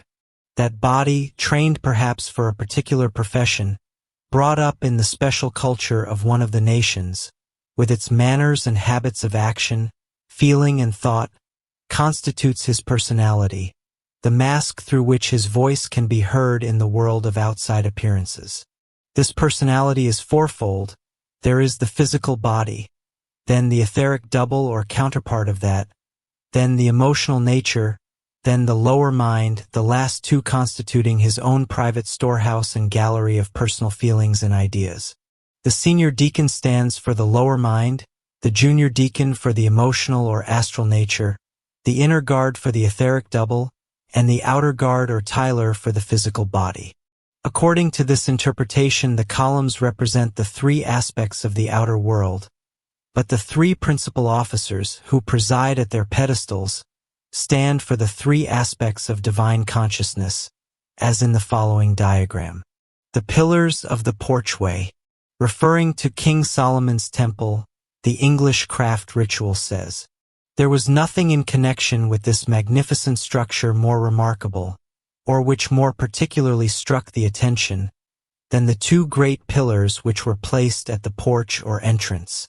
The ritual goes on to explain that these two pillars were set up at the entrance of the temple to remind the children of Israel, on their way to and from divine worship, of the pillar of fire which gave light to the Israelites during their escape from bondage in Egypt, and the pillar of cloud which proved darkness to Pharaoh and his followers when they attempted to overtake them.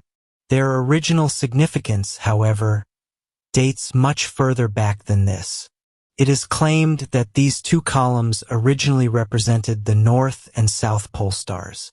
They were at first the pillars of Horus and Set, but their names were afterwards changed to Tat or Ta'at and Tatu, the former meaning in strength and the latter to establish, the two together being considered as the emblem of stability. Tatu is the entrance to the region where the mortal soul is blended with the immortal spirit, and thereby established forever, as I have already explained in Chapter 1.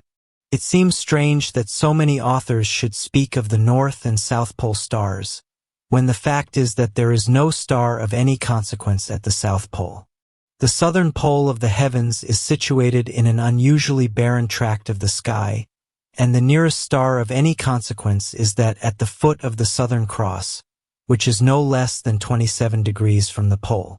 On the tops of the two columns in the very ancient symbolism there were at first 4 lines or cross sticks, which were symbols of heaven and earth as in Figure 3.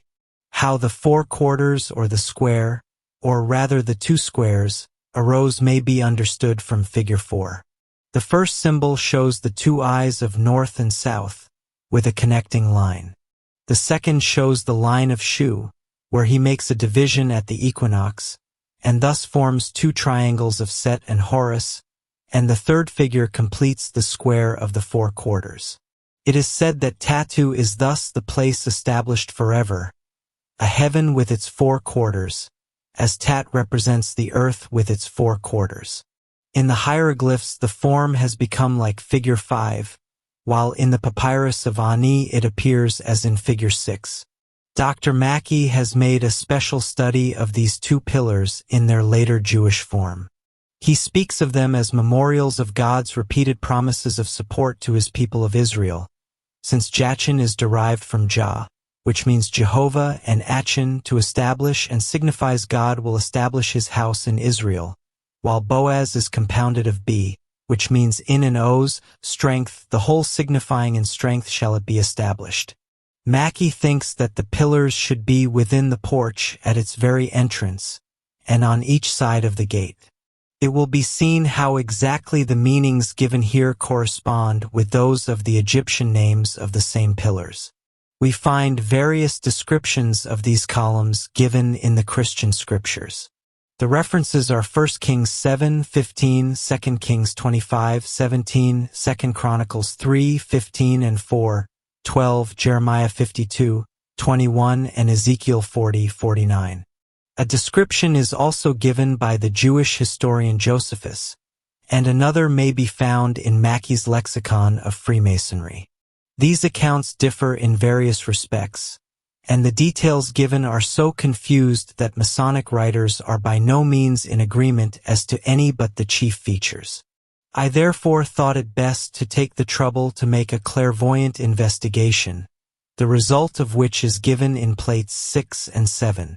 The first of these is what is called a scale drawing, showing the proportions of the pillar exactly as it was, but as it never could have been seen by any human being because of its size. The second is an enlarged drawing of the same character, of the capital to show the detail of its somewhat complicated workmanship. There is also a small ground plan of the temple, to show the position of the pillars in relation to the porch. It will be seen that they were not within the porch, but just outside it.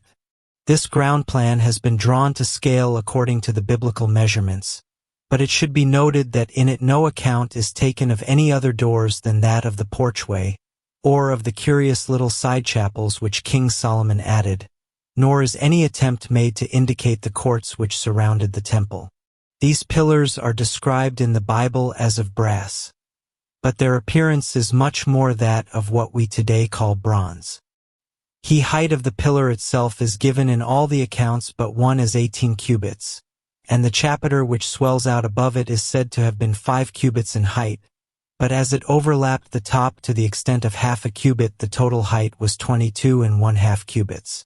As the cubit is usually calculated to have been 18 inches, this gives us the total height of the pillar and its capital as 33 feet 9 inches. Its circumference is given as 12 cubits or 18 feet, which would make its diameter just under 6 feet. The pillars were hollow, and the thickness of the metal of which they were composed is usually supposed to have been 3 inches, though it has sometimes been given as 4. At the back of each pillar, so that they were not seen at all from the front, were 3 small doors, one above the other, so that part of the pillar may be thought of as divided into safes, in which archives, books of the law and other documents were kept. The chapiters which fit on to the top of the pillars like caps are the most interesting part of these remarkable castings. The ornamentation of these capitals will best be understood from the illustration. The whole chapiter swells upwards in a somewhat urn-like form, with a flat circular disc resting upon it. The upward curve of the urn is continued through the disc, and makes a projection above the disc which is a segment of a sphere, though this was of course not visible to anyone looking up from the foot of the pillar. It would be more correct to say that the form suggested is not actually a sphere but rather an oblate spheroid, and in the original stone pillar which occupied a similar place in the Egyptian temple, the symbology of which was copied by the Tyrian artificer, this somewhat unusual form was undoubtedly intentional, and was adopted in order to give an idea of the true shape of the earth, which was perfectly well known in ancient Egypt. As will be seen in a later chapter, the Egyptians were quite familiar with the exact measurements of the earth, but in the indication of it in the spheroid of the pillar, the polar depression is naturally greatly exaggerated, as otherwise the difference could hardly have been visible. It is known that these pillars were intended to represent the terrestrial and celestial spheres respectively, and in some modern attempts to reproduce them they are crowned with these 2 globes. In the originals, however, there were no such globes, as the rounded chapiters sufficiently represented them. It will be seen from the illustration that the surface of the chapiter below the disc is covered with a network, and that the lower ends of the network coalesce into a kind of fringe, from which depend a number of little balls. The Bible account tells us quite accurately that these balls were intended to represent pomegranates, and that there were 200 of these pomegranates upon each pillar. Superimposed upon the network is a rather curious decoration of chains, hanging in festoons, and there are 7 rows of these festoons one below the other. Each loop of chain consists of 7 links, and in each case the central link of the chain is much the largest and heaviest, and the links diminish in size and weight as they rise towards the ends of the loop. Along the edge of the disc runs a line of lilies, and from this 4 chains of the same flowers are represented as hanging straight down the chapiter on the north, east, south, and west respectively. These flower chains, however, do not hang loose in the air, but cling closely to the outline of the chapiter. Between them 2 palm leaves are crossed through the middle link of the central chain in each space. Entirely apart from this scheme of decoration, a very beautifully executed band of flowers is introduced to hide the junction of the chapiter with the pillar. This consists of a triple row of lilies. The central row, which exactly covers the edge of the chapiter, is composed of fully open flowers facing outwards from the pillar, with leaves between them, while there is an upper row of tightly closed buds standing up between the flowers of the middle row and giving an effect not unlike that of the points of a crown. The lilies of the 3rd row hang gracefully downwards from the middle row upon curved stems, and face in various directions. All this, we are told, was the work of Hiram Abiff, a widow's son of Naphtali, a man described in the biblical account as a cunning worker in brass, who was sent down to Jerusalem by Hiram, king of Tyre, especially in order to do this and other metal work for King Solomon. Undoubtedly this man was a true artist, for he took an almost inconceivable amount of trouble to carry out his design exactly as he wanted it. So far as the investigators were able to see, his work was based entirely upon a traditional account of the stone Egyptian pillars, which had been handed down from the time of Moses. It did not appear that he had any clear idea of the meaning of all these strange decorations, though Moses knew perfectly well the whole system of symbology which lay behind it. It is to be understood that all this varied ornamentation was not arranged in basso relievo, as would be expected in a casting. On the contrary, it stood out boldly from the face of the pillar, many of the flowers being connected with it only by a comparatively thin stalk of considerable length. Some indication of the patience and care which the artist exhibited may be gathered from the fact that he carved in wood and in full size the entire triple band of lilies to go round the 18-foot circumference of the base of the chapiter, and then made his molds round that wooden carving. Though the general idea of the threefold band of flowers was preserved, the whole thing was arranged in a very natural manner, no flower being an exact reproduction of its neighbor. It was not a mere repetition of a pattern, such as we might have in a modern wallpaper, but the whole conception was carried out as one great unit with the most loving and painstaking care. Many experiments were tried before this ancient artificer was satisfied, and he adopted various ingenious methods to attain his object. He was anxious to make the whole chapiter and all its decorations as nearly as possible in one casting, and with the primitive appliances at his command this gave him an immensity of trouble. His lilies may perhaps be considered as somewhat conventional, at least they do not exactly correspond to any varieties with which I happen to be acquainted. They were on the whole more like the lotus than like an ordinary lily, but on the other hand the leaves were by no means lotus leaves. To the ordinary worshipper in the temple all this rather complicated ornamentation was merely decorative, but to the initiate it was full of esoteric significance. First, these two pillars were an exemplification of the occult axiom, as above, so below, for though they were absolutely alike in every particular, it was always understood that they represented respectively the terrestrial and celestial worlds. On Tat, the left-hand pillar, each link of each chain symbolized what in our Oriental studies we call a branch race, and the links as they descended became larger and thicker to indicate a deeper descent into matter, until the fourth was reached, when the life force begins to draw inward and upward, and so its embodiment becomes less material. Each loop of 7 links therefore typified a subrace, and the 7 loops which extended round the pillar, making one festoon, correspond to one of the great root races, such as the Lemurian, the Atlantean, or the Aryan. The whole set of 7 festoons hanging one below the other denoted one world period, one occupation of this planet of ours. Underneath the chainwork, a beautifully executed system of fine network will be seen, and this was employed by the priests of old to elucidate yet another side of the marvelous mystery of evolution. When the Holy Spirit has brooded over the face of the waters of space, and has impregnated and vivified primordial matter, the activity of the second aspect of the Logos begins, and innumerable streams of his divine life pour down into the field prepared for them. In 1,000 ways they interlace and combine, and so produce the bewildering multiplicity of the life which we see around us. From their interaction result the manifold fruits of evolution which we see exemplified in our pillars by the rows of pomegranates which depend from the fringe of the network, the pomegranates being chosen for this symbolism because each fruit contains a prodigious number of separate seeds, thus illustrating the amazing fecundity of nature and the vast variety of her types. In Tat, the lilies represented always the flower of humanity. Arranged in line round the edge of the disk, they indicated the great white brotherhood, the jewels in the crown of mankind, hovering above the human race and directing its evolution. The 4 pendant flower chains symbolized the holy 4 who reside at Shambhala, the spiritual king and his 3 pupil assistants, the sole representatives on earth of the lords of the flame who came down long ago from Venus to hasten the evolution of mankind.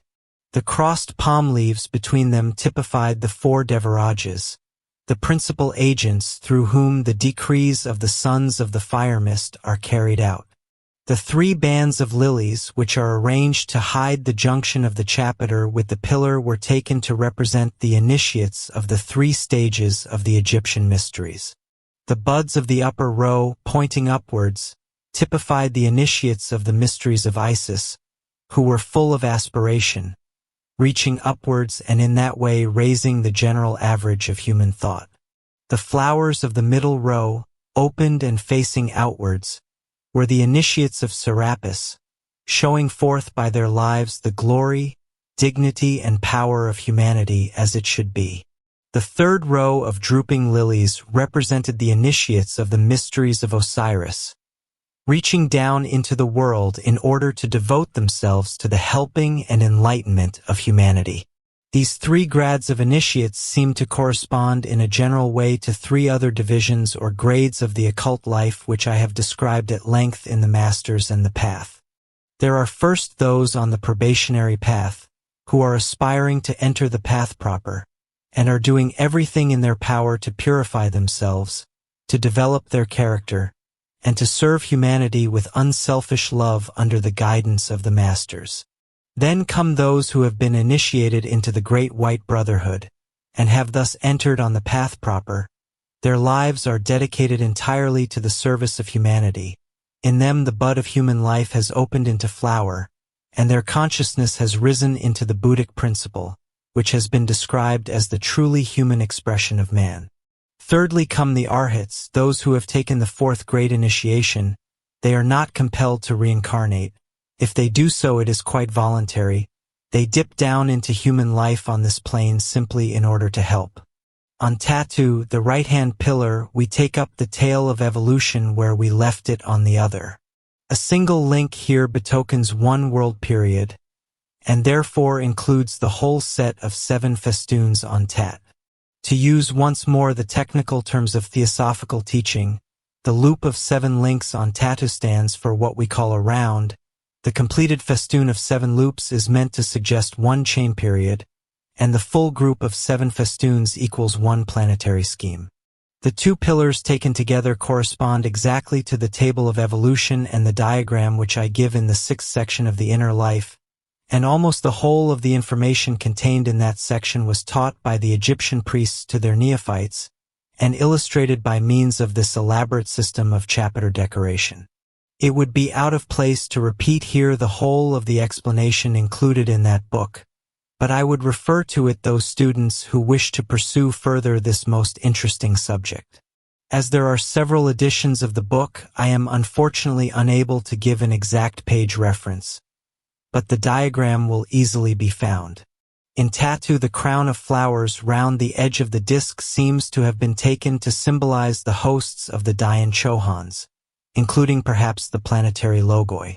The 4 chains of lilies flowing down from that crown bore to the Egyptians a signification connected with the tetracties, or perhaps with a reflection or expression of that mystery, while the triple band of lilies round the lower edge of the chapiter was taken as signifying the action in matter of the 3 aspects of the logos, the buds denoting the action of the Holy Spirit, the arm of the Lord outstretched in activity, and always pushing upward and onward within the spirit of man, while the middle row was taken as showing the strength of the Father ever shining forth as the sun in his glory far beyond the clouds and mists of earth, and the lowest row betokened the action of the 2nd aspect, God the Son, bending down into incarnation and raising humanity from within. The crossed palm leaves here indicate the Lipika, the lords of karma, who work through the 4 kings of the elements symbolized by similar leaves on Tat. They are unconnected with the rest of the design because they represent forces not confined to our planetary scheme, or even to our solar system. They administer a law which rules the whole universe, which angels and men alike obey. The upper segment of the spheroid, beyond the disk, was left entirely bare of ornament, in order to indicate that beyond all that could be symbolized there was yet something more, out of manifestation, and therefore entirely inexpressible. Another reason for the placing of these two pillars at the entrance of the temple was that the man who would enter the higher world of the lodge from the common world of everyday life must pass between them, and from this point of view they typified the overcoming in his own lower nature of the turbulence of the personal emotions and the waywardness of the personal mind. First, his strength for fighting the battle of life came from the emotions, the astral nature. Then that pillar of our personal nature, the pillar of Set, had to be conquered by the power of the mind, the pillar of Horus, and conjoined with it in order to add to the strength the stability necessary for going forward to higher things. Only then is the man established in strength, having the power to execute and the wisdom to direct. The pillars also represent once more the two great laws of progress, karma and dharma, the former providing the environment or material world, and the latter the direction of the self within. By the union or harmonious working of these two laws, a man may attain the stability and strength required for the occult path, and map thus reach the circle within which a master mason cannot err. Also, the pillars were used in the teaching of the priests to illustrate the great doctrine of the pairs of opposites, spirit and matter, good and evil, light and darkness, pleasure and pain, etc. It is interesting to note that Kabbalistic writers understood these pillars somehow to have represented involution, the descent of the divine life into lower worlds, though they may not have been familiar with all the details. A treatise named The Gates of Light is quoted by Brother Arthur Edward Waite in this connection as follows. He who knows the mysteries of the two pillars, which are Jachin and Boaz, shall understand after what manner the Neshamoth or minds descend with the Ruachoth or spirits, and the Nephisoth or souls, through Elchai and Adonai by the influx of the said two pillars.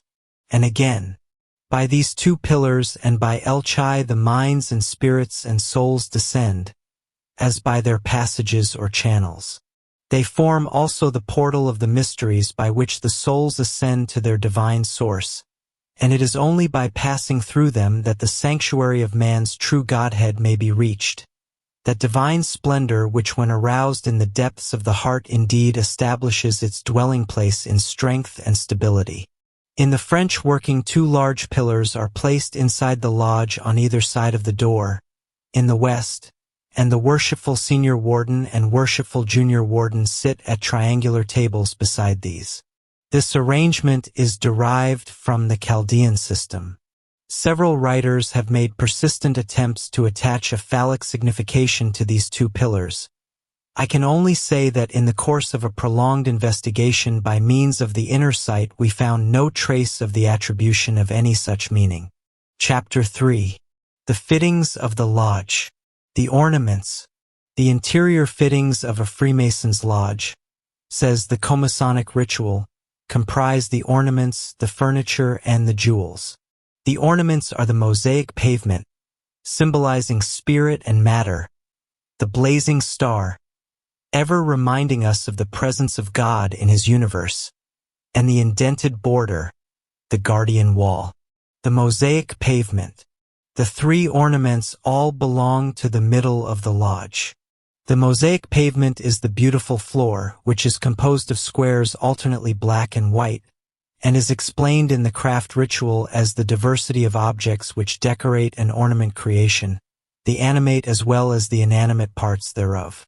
Its alternate squares, however, symbolize not only the mingling of living and material things in the world, but even more the intermingling of spirit and matter, or life and matter, everywhere. The double triangles interlaced indicate the same great fact in nature. Throughout nature there is no life without matter, and no matter without life. Until recent years, many scientific people thought that the life side of creation extended only as far down as the vegetable kingdom, but nowadays it is being recognized that it is not possible to draw a line anywhere and say, above this things are living and conscious in various degrees, but below it there is only dead matter. The researches made by Professor Sir Jagadish Chandra Bose of Calcutta, which have won him the highest scientific honors and respect, show that such a line simply does not exist, but that there is some degree of life in the tiniest grain of sand. Some of his conclusions have been stated in brief and effective form in Dr. Annie Besant's well-known work, A Study in Consciousness, in the following words. Professor Bose has definitely proved that so-called inorganic matter is responsive to stimulus, and that the response is identical from metals, vegetables, animals, and, so far as experiment can be made, man. He arranged apparatus to measure the stimulus applied, and to show in curves, traced on a revolving cylinder, the response from the body receiving the stimulus. He then compared the curves obtained in tin and in other metals with those obtained from muscle, and found that the curves from tin were identical with those from muscle, and that other metals gave curves of like nature but varied in the period of recovery. Tetanus, both complete and incomplete due to repeated shocks, was caused, and similar results accrued in mineral as in muscle. Fatigue was shown by metals, least of all by tin. Chemical reagents, such as drugs, produced on metals similar results to those known to result with animals, exciting, depressing, and deadly. A poison will kill a metal, inducing a condition of immobility, so that no response is obtainable. If the poison metal be taken in time, an antidote may save its life. A stimulant will increase response, and as large and small doses of a drug have been found to kill and stimulate respectively, so have they been found to act on metals. Among such phenomena, asks Professor Bose, how can we draw a line of demarcation and say, here the physical process ends, and there the physiological begins? No such barriers exist. Psychic experience and trained clairvoyance add their testimony to this conclusion, and affirm that without a shadow of doubt the same kind of life can be seen pulsating in the body of a tiger or an oak tree or a fragment of mineral substance. As the secret doctrine expressed it, with every day the identity between the animal and physical man, between the plant and man, and even between the reptile and its nest, the rock and man, is more and more clearly shown. The physical and chemical constituents of all being found to be identical, chemical science may well say that there is no difference between the matter which composes the ox and that which forms man. But the occult doctrine is far more explicit. It says, not only the chemical compounds are the same, but the same infinitesimal invisible lives compose the atoms of the bodies of the mountain and the daisy, of man and the ant, of the elephant and of the tree which shelters it from the sun. Each particle, whether you call it organic or inorganic, is a life. In looking, then, at our checkered pavement, those of us who understand the full significance of it are constantly reminded of the omnipresence of life. In ancient Egypt, the sanctity of the mosaic pavement was guarded with the most jealous care, and it was never invaded except by the candidate and the officers at the proper times, by the immediate past master in the pursuance of his duties, the senior deacon at the obtaining of light from the sacred fire, and the thurifer when he sensed the altar. The exceeding importance of squaring the lodge accurately is another aspect of the same idea. The currents of force are rushing along and across that pavement in lines like the warp and woof of a piece of cloth, and also round the edges of it, and anyone who has to cross it or even come near it should be careful to move with the force and not against it.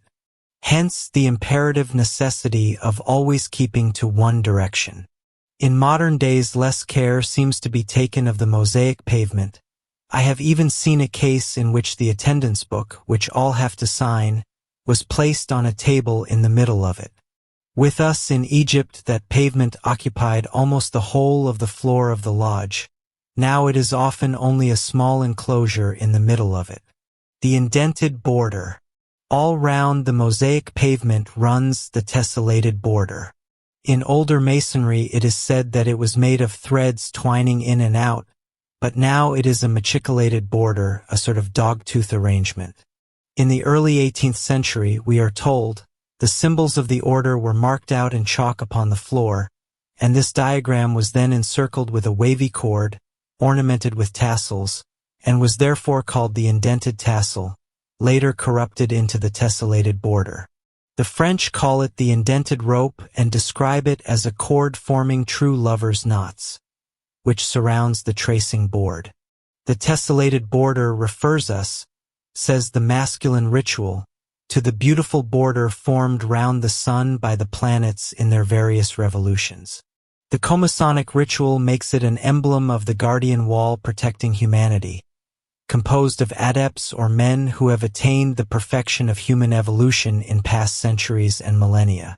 They stand around humanity in the spiritual worlds, it is said in a Buddhist scripture, to save mankind from further and far greater misery and sorrow. There is a similar dual interpretation also for the 4 tassels which appear in the corners of the border. In masculine masonry, they are usually considered to mean temperance, fortitude, prudence, and justice. Their significance is always interpreted as ethical. But they stand also for 4 great orders of devas connected with the elements earth, water, air, and fire, and their great rulers, the 4 devarajas, agents of the law of karma, which is always balancing and adjusting the affairs of man, and seeing that there is no injustice between living creatures in God's universe, just as there is no maladjustment in the relations of material substances and bodies.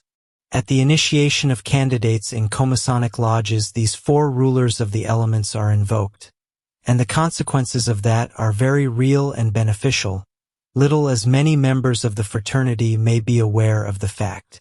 The blazing star. The blazing star is properly 6-pointed, and is made of glass, set in the middle of the ceiling and illuminated from inside by artificial light. Below it there should be another and movable star on the floor. The blazing star is the sign of the deity, and to make that more evident, in the middle of it is usually inscribed the letter G, for God. In the old Jewish form of Masonry, they had instead of that letter their sacred word Tetragrammaton, standing for Jehovah. In Comasonic lodges, the usual form of this figure is a serpent curled round with its tail in its mouth, a symbol of eternity. This was the original form, but the head of the serpent was altered so as to form the letter G. The sacred fire below the star is a reflection of it. In some lodges, as for example at Udyar in India, it hangs just underneath the ceiling on a pulley arrangement, and is lowered that light may be taken from it and carried to the candles. The blazing star also represents the sun, the dispenser of innumerable blessings to mankind and the world in general. But as the sun is the symbol of God, there is no difference between these 2 interpretations. In many lodges the blazing star is made 5-pointed, and it formerly had wavering points or rays. This is usual in the English and American obediences. The spiritual verity expressed in the blazing star and its reflection in the sacred fire indicates that God's reflection is ever in our midst. The statement that man was made in the image of God is familiar to all. There is a reflection of God in man more than a reflection. The image of God in man is an expression or continuation of God himself. For God is the light which carries the image, and insomuch as a man can receive that light in himself and reflect it, he is a part of it, one with the divine. As Emerson beautifully expressed it in his essay on the Oversoul, there is no bar or wall in the soul where God the cause ceases and man the effect begins. Several different kinds of stars are to be seen in the Masonic Lodge, and it is well to consider the special significance of each of them, for there is nothing in the lodge that is mere ornament, without meaning. On the contrary, even the simplest thing is there for a purpose and has great significance. The 6-pointed star is, as we have seen, an emblem of the unity of spirit and matter, of God in manifestation in his universe. The 5-pointed star is placed in the east on the wall over the head of the right worshipful master and is called the star in the east, and also the star of initiation. It is the symbol of the perfect man, God manifesting through man, not through the universe as a whole. Man is a 5-fold being, physical, emotional, mental, intuitional, and spiritual, And when all these parts of his nature are perfectly developed as far as that is possible in a human state of existence, he becomes the perfect man, the adept, master of himself and the 5 worlds or planes in which he has his being. Such a man has fulfilled the instruction, "Be ye perfect, even as your Father in heaven is perfect." On the trestle board there is the 7-pointed star above the ladder reaching up into the heavens. It is a symbol of the 7 great lines along which all life is moving slowly upwards to completer union with the divine, of the 7 ways in which man may realize perfection, and the 7 rays or emanations of God through which he has filled the whole universe with the light of his life. This star also typifies the Christian thought of the 7 great archangels, the 7 spirits who stand before the throne of God. It is likewise another symbol for the perfected man or adept, because while he is master of the 5 worlds, he is also the wielder of 7 powers. He has developed his nature to human perfection on all 7 rays, in all 7 of the lines of activity of the divine life. The furniture. The furniture of the lodge is also threefold, and consists of the volume of the sacred law, the square and the compasses. Without them the lodge cannot legally be held. The lodge is described as just, perfect and regular. It is just because the volume of the sacred law is open in it. It is perfect because it contains 7 master masons or more. It is regular because it holds a warrant or charter from a supreme council, grand lodge, or other supreme body having an unbroken line of Masonic authority. It is to be understood, of course, that the volumes of the sacred lore are not only the Bible of the Christians, but the sacred books of other religions as well, for the members of a lodge may and often do belong to various religions. In a lodge meeting on one occasion in Bombay there were among the brethren present Christians, Hindus, Buddhists, Parsis, Jews, Sikhs, Mohammedans, and Jains. It is the custom there to place on the altar the sacred books of all who are likely to attend that lodge. The Reverend J.T. Lawrence, the well-known author of many Masonic handbooks, tells that he himself has initiated Jews, Mohammedans, Hindus, and Parsis, and at least 1 Buddhist. He writes, "According to a pronouncement of Grand Lodge, the Bible need not be in the lodge at all. The volume of the sacred law, we have been told, is that which contains the sacred law of the individual concerned. That is to say, it may be any other volume. In the Grand Lodge of all Scottish Freemasonry in India, a bearer and the like are numbered among the officers. Freemasonry has always been liberal in its views. The Grand Lodge of England has declined to limit or define the belief in God which is expected from every candidate. In the charge concerning God and religion in the Book of Constitutions of 1815 it is said, "Let a man's religion or mode of worship be what it may, he is not excluded from the order, provided he believes in the glorious architect of heaven and earth and practice the sacred duties of morality." It will thus be seen that the ideals of Masonry are very high, and its views extraordinarily tolerant, and that its power for good in the world is unquestionably enormous. In Comasonry the term lore is employed as describing all these scriptures, since in the use of them we are in pursuit of wisdom. The term law is used in many other lodges, but even then it is explained in the ritual that the object of the volume of the sacred law is to illumine our minds. So in the 3 articles of furniture we have the volumes of the sacred lore to enlighten the mind, the square to regulate our actions, and the compasses to keep us within due bounds in our relations with all, and especially with our brethren in Freemasonry. Yet, at the same time all these objects have much larger meanings. With the Egyptians the compasses were a triangle and the square was a geometrical square, the ordinary figure with 4 equal sides and all its angles right angles. In modern days we use the tool that a working mason calls a square, by means of which he tests the 2 adjacent sides of any flat stone to find out whether they are at right angles to each other. In Freemasonry when the candidate is now asked, "What is a square?" he replies, It is an angle of 90 degrees or the fourth part of a circle. This is obviously not a correct description of a square, but only of one corner of a square. The square which lies on the volumes of the sacred lore has quite a different genesis, and a different reason for its existence, from the implement which is worn by the right worshipful master.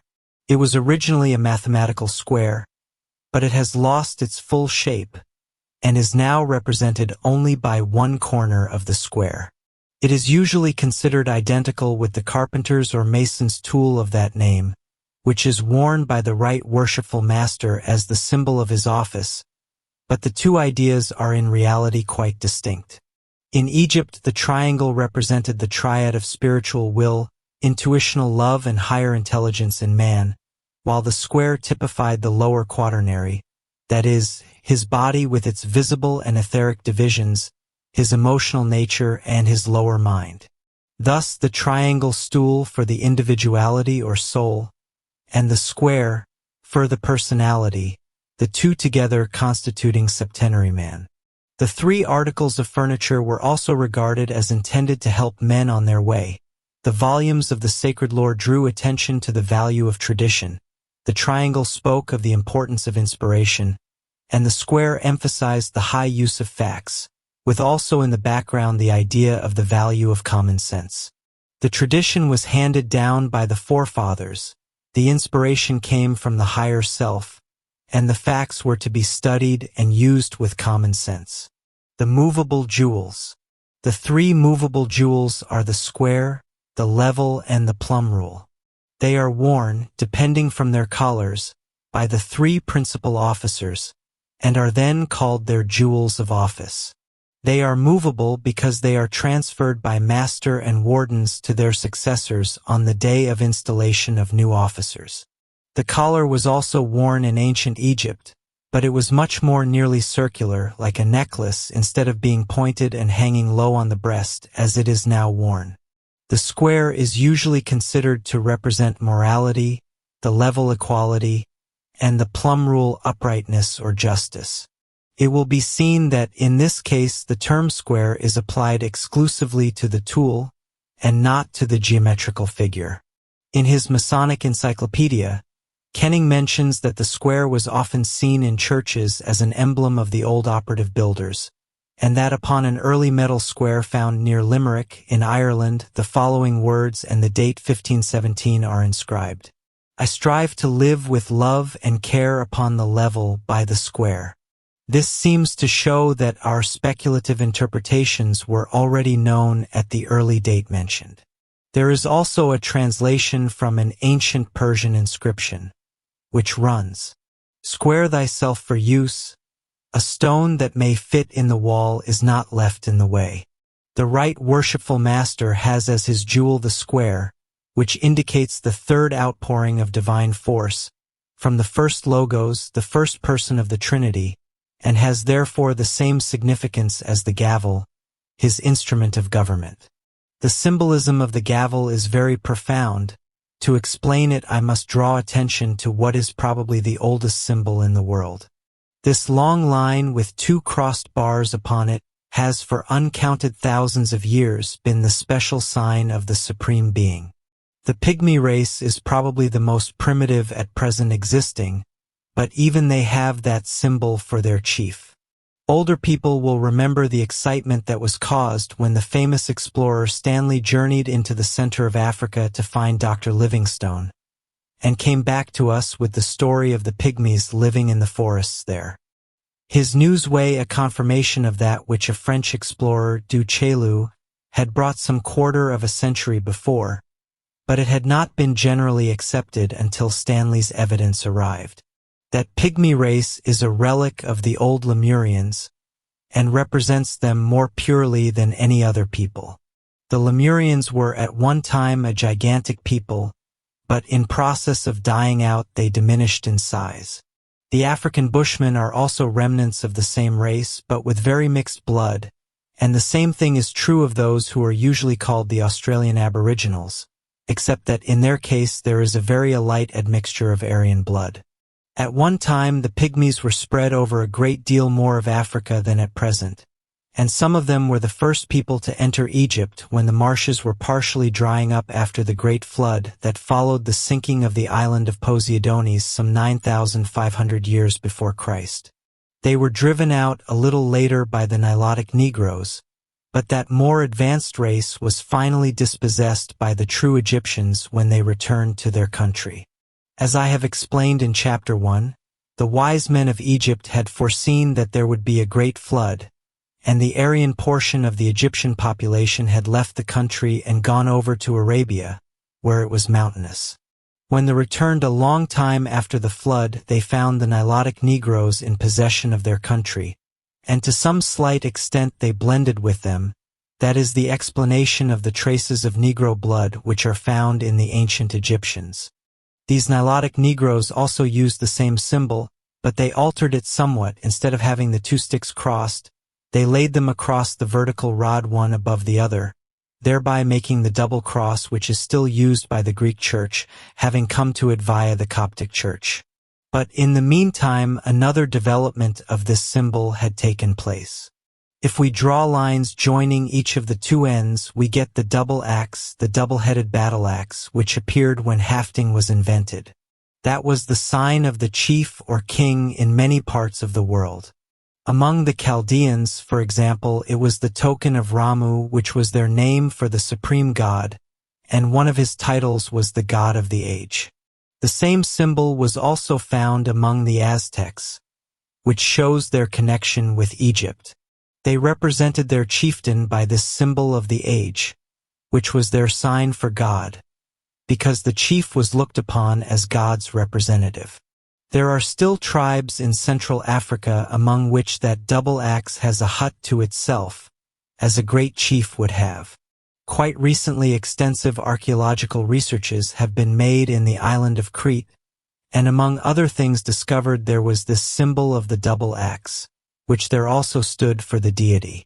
In the outer courts of the temples of the great kingdom of Knossos there were many statues, but when one penetrated to the Holy of Holies there was no statue, but the double age was there set up as a symbol of the supreme, and was called the Labres. That is the origin of the word labyrinth, for the first labyrinth was constructed in order that this sacred symbol might be put in the middle of it, and the way to it was confused in order to symbolize the difficulty of the path which leads to the highest. The stories of the Minotaur and Theseus and Ariadne came much later than this.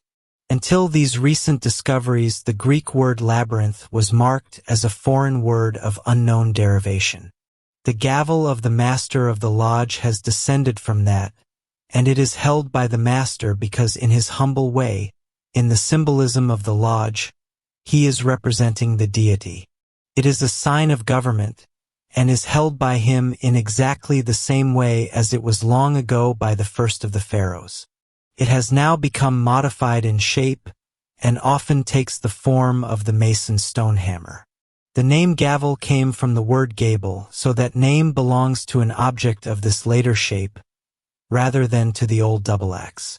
In Egypt, the double axe was also the sign for Aruris, the first name given to the risen Horus, and Horus was called the chief of the hammer because this sign was sometimes drawn as a hammer.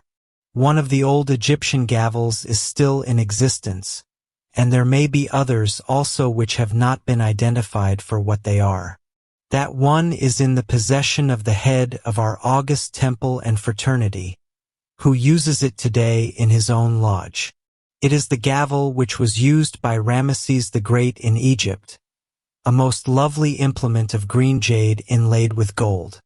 With it, the head of our august temple and fraternity also has a cloak which was used by Ramesses when acting as master of his lodge.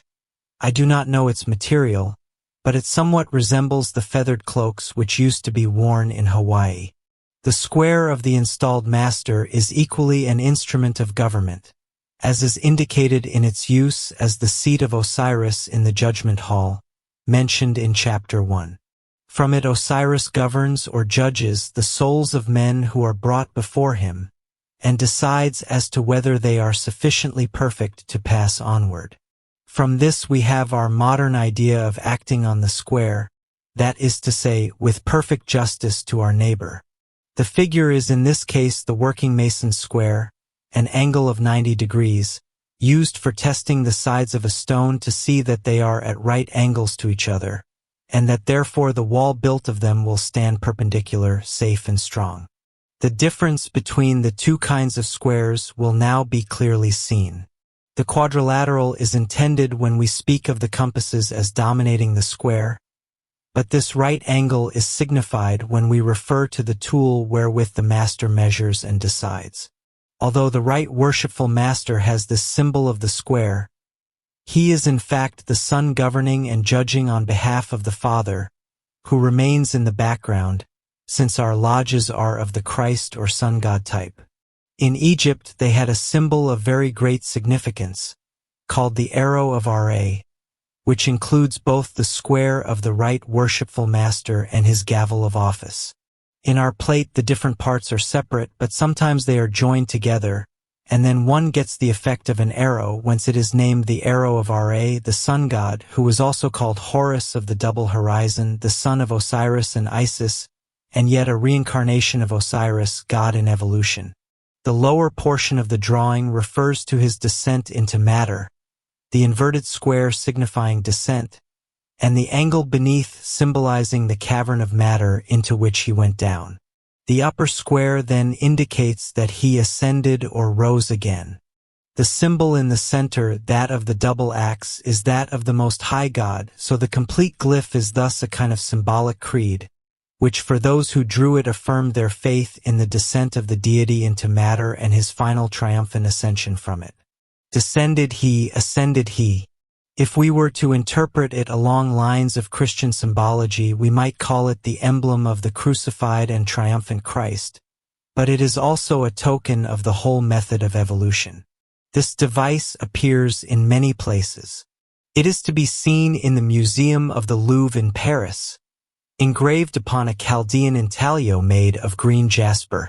It is also to be found on the walls of some very old churches in Devonshire and Cornwall in England, where it must have been engraved by the wandering Freemasons who built those churches, for the Orthodox Christians could have known nothing of it. While we are considering the symbols of the right worshipful master, we may note also the 3 levels which appear upon his apron in place of the 3 rosettes.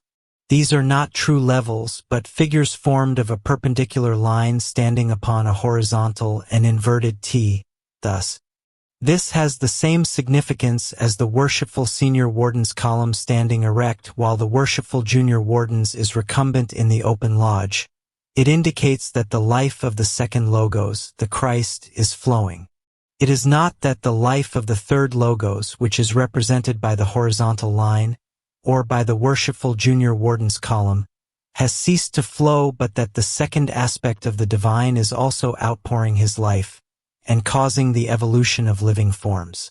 Thus this emblem refers to the 2 outpourings, and shows that the master presides over all 3 representations. This figure, called the Tau, has another very important meaning, for the upright line signifies the masculine element, and the horizontal line the feminine in the deity, thus slowing that God manifests as mother as well as father, as we are told in the stanzas of Zion. I shall refer to this again later when writing of the Holy Royal Arch. In ancient Egypt it took to a large extent the place of the cross and, conjoined with the circle or oval, it became the Ankh, the symbol of everlasting life. The jewel of the immediately past master resembles that of the master in that it contains the square, but it has certain important additions. The jewel of the immediate past master in England was formerly a square on a quadrant, but it is now the 47th proposition of Euclid's Book I, engraved on a silver plate suspended within a square. In the United States, it is a pair of compasses extended to 60 degrees on the 4th part of a circle, with a sun in the center. The proposition is of course well known, and a practical application of it is widely used by builders, in laying out walls at right angles to each other and in other work, in the form of a triangle having its sides in the ratio 3:5, the first 2 sides of which are invariably at right angles.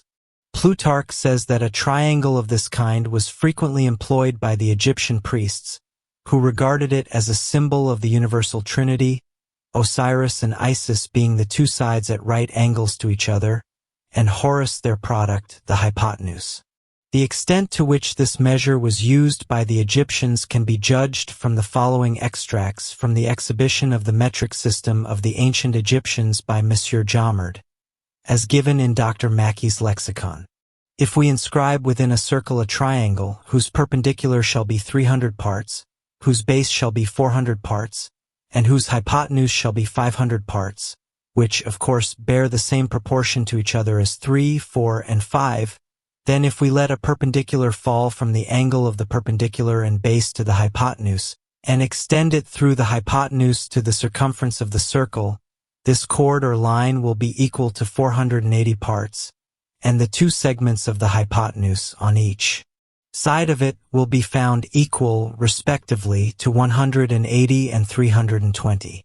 From the point where this chord intersects the hypotenuse, let another line fall perpendicularly to the shortest side of the triangle, and this line will be equal to 144 parts, while the shorter segment, formed by its junction with the perpendicular side of the triangle, will be equal to 108 parts.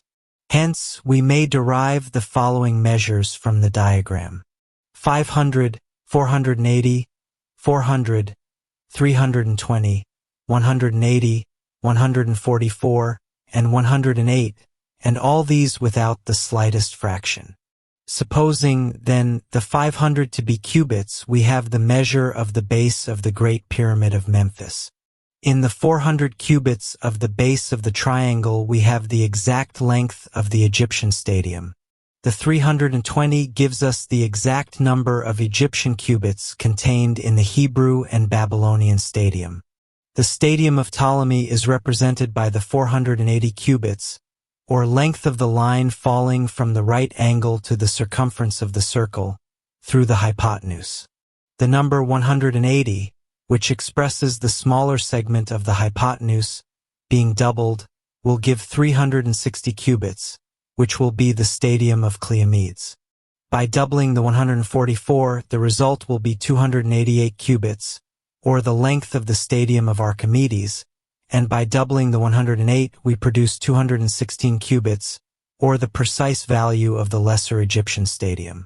In this manner, we obtain from this triangle all the measures of length that were in use among the Egyptians. For the demonstration of the proposition in general, that in a right-angled triangle the sum of the squares on the two shorter sides is equal to the square on the hypotenuse, the modern world is indebted to Pythagoras. It is interesting that as the immediately past master stands in the lodge as a watcher to see that all is in order and test everything by his judgment, so does an architect test the rectangularity of a structure by the triangle of ratio 3, 4, 5. It is he who also declares that his light is ever in our midst, pronouncing his final authority upon the presence of the divine, and opening the volumes of the sacred lore. The worshipful senior warden's jewel is the level, an emblem of the equality and harmony which he must endeavor to preserve among the brethren in the lodge. But, as we have seen, this is also a symbol of the second member of the Trinity, the universal Christ principle, the life force in evolution. The two ideas are not, however, inconsistent, for in Christ all men are brothers, since all lives are part of the one great life in which we have our being. The most perfect equality should exist in the lodge, just as in the sight of God, who treats all equally, with the same judgment and according to the same laws. An additional interpretation of this symbol is that it indicates that only those buildings which are erected on a good level can stand firm and strong. The worshipful junior warden has the plumb rule as his jewel. It is taken as an emblem of the rectitude which should mark the conduct of the brethren during the time of refreshment, when they are outside the lodge. Such conduct at all times leads to a life that is full of grace and beauty. The remaining officers also wear jewels of office. Those of the orator, secretary, treasurer, and director of ceremonies are respectively a book, crossed pens, crossed keys and crossed wands, of which the meaning is obvious. In comasonry, the senior deacon and junior deacon have each a dove as their jewel, signifying their quality as messengers, but in some other lodges they have a square and compasses, with a sun in the center for the senior deacon and a moon for the junior deacon. The square and compasses are intended to indicate their qualities of circumspection and justice, for theirs are the duties of seeing to the security of the lodge and the introduction of visitors. A lyre, a purse, crossed swords, and a single sword are once more obvious as the jewels of the organist, the almoner, the inner guard, and the tiler respectively. The jewel of the stewards is the cornucopia. They take their appointment from the worshipful junior warden, provide the necessary refreshments, collect dues and subscriptions, and make themselves generally useful. It is said that the horn of plenty should remind them that it is their duty to see that the tables are properly furnished, and that every brother is suitably provided for. The immovable jewels. The trestle board and the rough and perfect ashlars are called the immovable jewels, because they lie open and ever present in the lodge, so that they may reflect the divine nature, and serve at all times for the masons to moralize upon. In some Masonic books, however, especially those published in America, the square, the level, and the plumb rule are called the immovable jewels, because they are always in the same place in the lodge, and the trestle board and the rough and smooth ashlars are spoken of as the movable jewels because they can be moved about. In the description of the trestle board, which is given in some rituals, we are told that it is for the master to lay his plans upon. It is, however, obvious that it is not precisely suitable for that purpose, because it is already very fully occupied with the plan or drawing of an ideal lodge. What is intended is simply that the right worshipful master, with the assistance of the other brethren assembled, should bring the lodge down here as closely as possible into harmony and accurate relation with the ideal lodge. It means that as the great architect of the universe has laid his plans up above, so should we down here make ours as nearly as may be in harmony with his and in imitation of them. To put it in other terms, the tracing board was intended to mean the plan in the thought of the logos, which the Greeks called the intelligible world. They said that all things came down out of that into the world which we know, that everything is planned out beforehand, and that the world existed in the divine thought before it materialized. In the lodges of 2 centuries ago, the trestle board was drawn afresh on the floor with chalk for each meeting, instead of being printed, and it was considered part of a good right worshipful master's knowledge that he should be able to draw it quickly and quite perfectly without having to look at a copy. In the diagram of the trestle board we see the altar, and on it the volumes of the sacred lore. From that a ladder goes up to the 7-pointed star, which represents the monad in man, in whom the 7 types of life or consciousness are all to be perfect to the limits of human possibility. That star represents also the logos, the supreme consciousness of our solar system, God's consciousness, which is already perfected in a degree altogether beyond human comprehension. The ladder has many steps, which indicate the virtues by means of which we may ascend to the perfection symbolized by the star. In Egypt those steps were taken to express the initiations leading upwards, but of course these are only 2 interchangeable methods of expressing the same thing.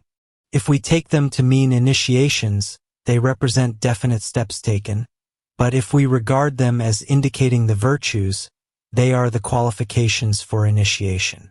In all cases, the idea of degrees leading up to a condition of perfection is quite definitely recognized. Or it may be considered in another way, as Brother Wilmshurst takes it in his wonderful book Masonic Initiation, in which he writes, "It is a symbol of the universe, and of its succession of step-like planes reaching from the heights to the depths. It is written elsewhere that the Father's house has many mansions, many levels and resting places for his creatures in their different conditions and degrees of progress. It is these levels, these planes and subplanes, that are denoted by the rungs and staves of the ladder. And of these there are, for us in our present state of evolutionary unfoldment, three principal ones: the physical plane, the plane of desire and emotion, and the mental plane, or that of the abstract intelligence which links up to the still higher planes of the spirit. These three levels of the world are reproduced in man. The first corresponds with his material physique, his sense body; the second with his desire and emotional nature, which is a mixed element resulting from the interaction of his physical senses and his ultraphysical mind; the third with his mentality, which is still further removed from his physical nature, and forms the link between the latter and his spiritual being. Thus the universe and man himself are constructed ladder-wise, in an orderly, organized sequence of steps. The one universal substance composing the differentiated parts of the universe descends from a state of the utmost ethereality by successive steps of increasing densification, until gross materialization is reached, and thence ascends through a similarly ordered gradation of planes to its original place, but enriched by the experience gained by its activities during the process. It was this cosmic process which was the subject of the dream or vision of Jacob. What was dreamed or beheld by him with supersensual vision is equally perceptible today by anyone whose inner eyes have been opened. Every real initiate is one who has attained an expansion of consciousness and faculty, enabling him to behold the ethereal worlds revealed to the Hebrew patriarch as easily as the uninitiated man beholds the phenomenal world with its outer eyes. The initiate is able to see the angels of God ascending and descending; that is, he can directly behold the great stairway of the universe, and watch the intricate but orderly mechanism of involution, differentiation, evolution, and resynthesis constituting the life process.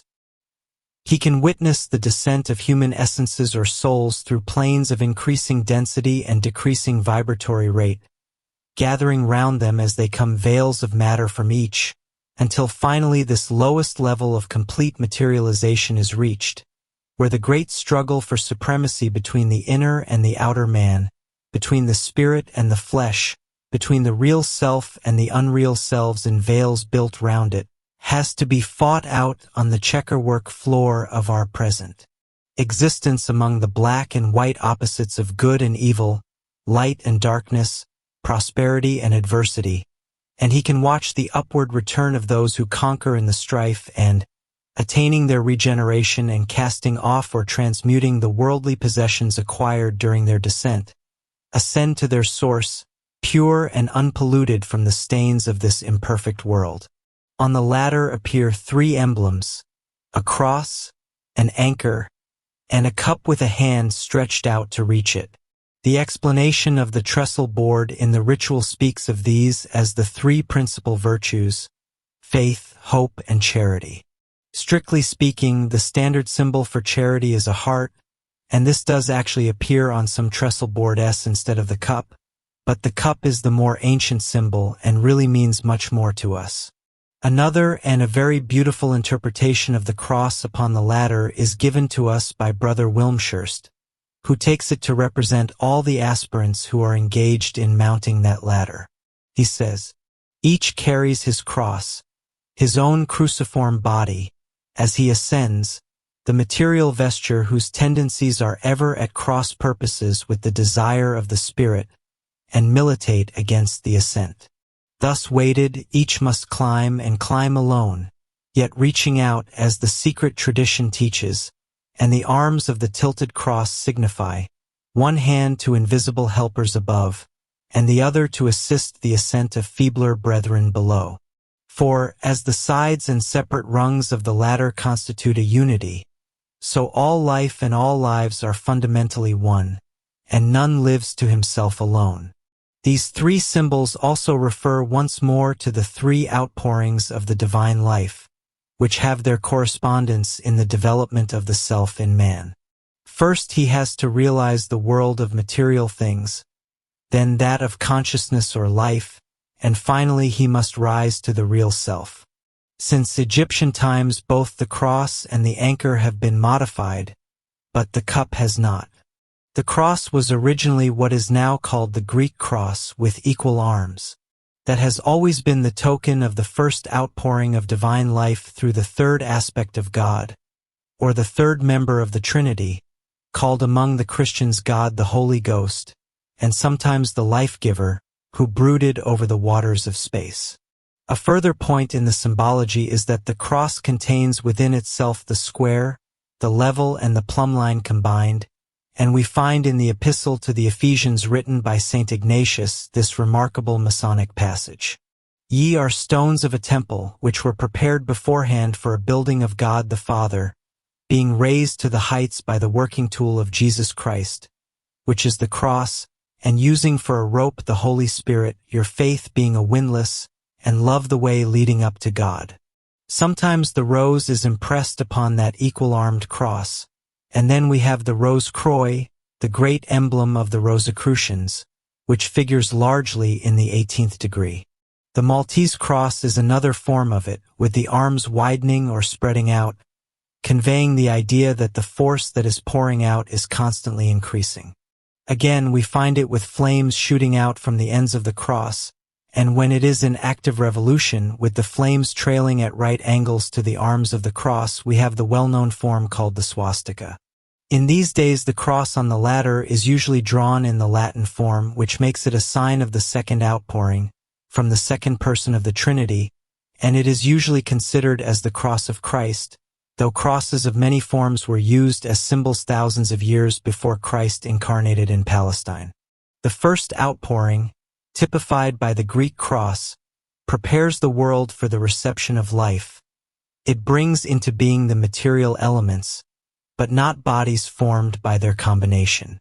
We might have oxygen and hydrogen produced by this outpouring, but not their combination, water, for combination of the elements into bodies of ever-increasing complexity of organized structure and function is the work of the second outpouring of the divine life or power. The second outpouring is indicated by the anchor, for that was originally in Egypt a little pendulum swinging over a scale, curved to coincide with the arc of its motion. It is not difficult to see how that might be changed into an anchor, especially among people who were thinking of the cross and anchor as representing faith and hope. Such a modification may easily have come about without deliberate intention, and when it had been determined that the third virtue should be charity, we can understand why the cup was sometimes changed into a heart. The cup may stand also as suggesting charity, as being the cup of life from which the overflow is charity, but many people would feel the heart to be an easier symbol for that virtue. Those who have read Greek philosophy or the Gnostic systems will remember that the crater or cup plays a prominent part in them. It was the vessel into which the wine of the divine life was poured. In Christian thought, it is the Holy Grail filled with the precious blood of Christ, the chalice used at the institution of the Holy Eucharist, the cup which Joseph of Arimathea is supposed to have held to catch the sacred blood of Jesus as he hung upon the cross. All these things are, however, an allegory. The real meaning of the symbol is that the cup is the causal body of man, and the wine is the life from God that flashes into it in the third outpouring from the first logos, at the moment of individualization, which makes the animal into a human being, not perfected yet, of course, but capable of perfection. So the three symbols represent the respective gifts of the divine life, or three great emanations of the logos. In Egyptian times, the Greek term logos did not yet exist, and they spoke of Osiris and Horus, but the teaching was the same, for there is only one fundamental truth about these things. The trestle board thus shows that the man who intelligently comprehends the scheme of the evolution of life in the world can deliberately cooperate with the divine plan, until he becomes perfectly evolved as man and reaches the seven-pointed star, and that then he is ready to pass on into still higher conditions, which are indicated on the tracing board by the clouds, the sun, the moon, and the stars above. In fact, true philosophy discerns the plan drawn by the great architect on the tracing board of time for the building of the universe. The remaining jewels, the rough and smooth ashlars, are seen in the trestle board near the pillars which represent the columns of the worshipful junior warden and worshipful senior warden, respectively.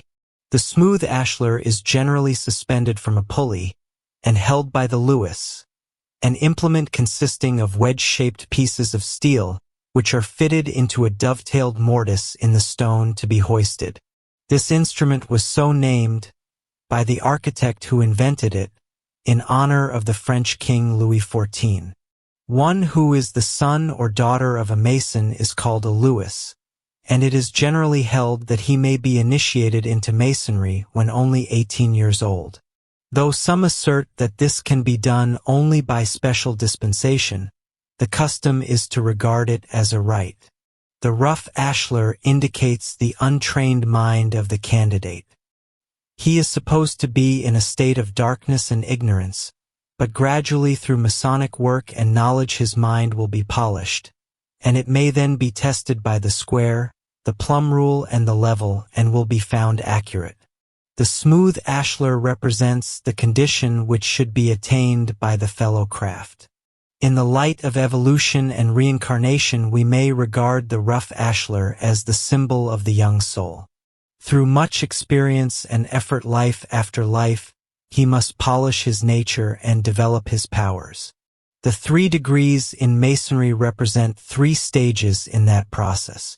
The business of the entered apprentice is to take himself in hand morally and conquer the physical body, so that its impulses will not stand in the way of his rapid progress or evolution.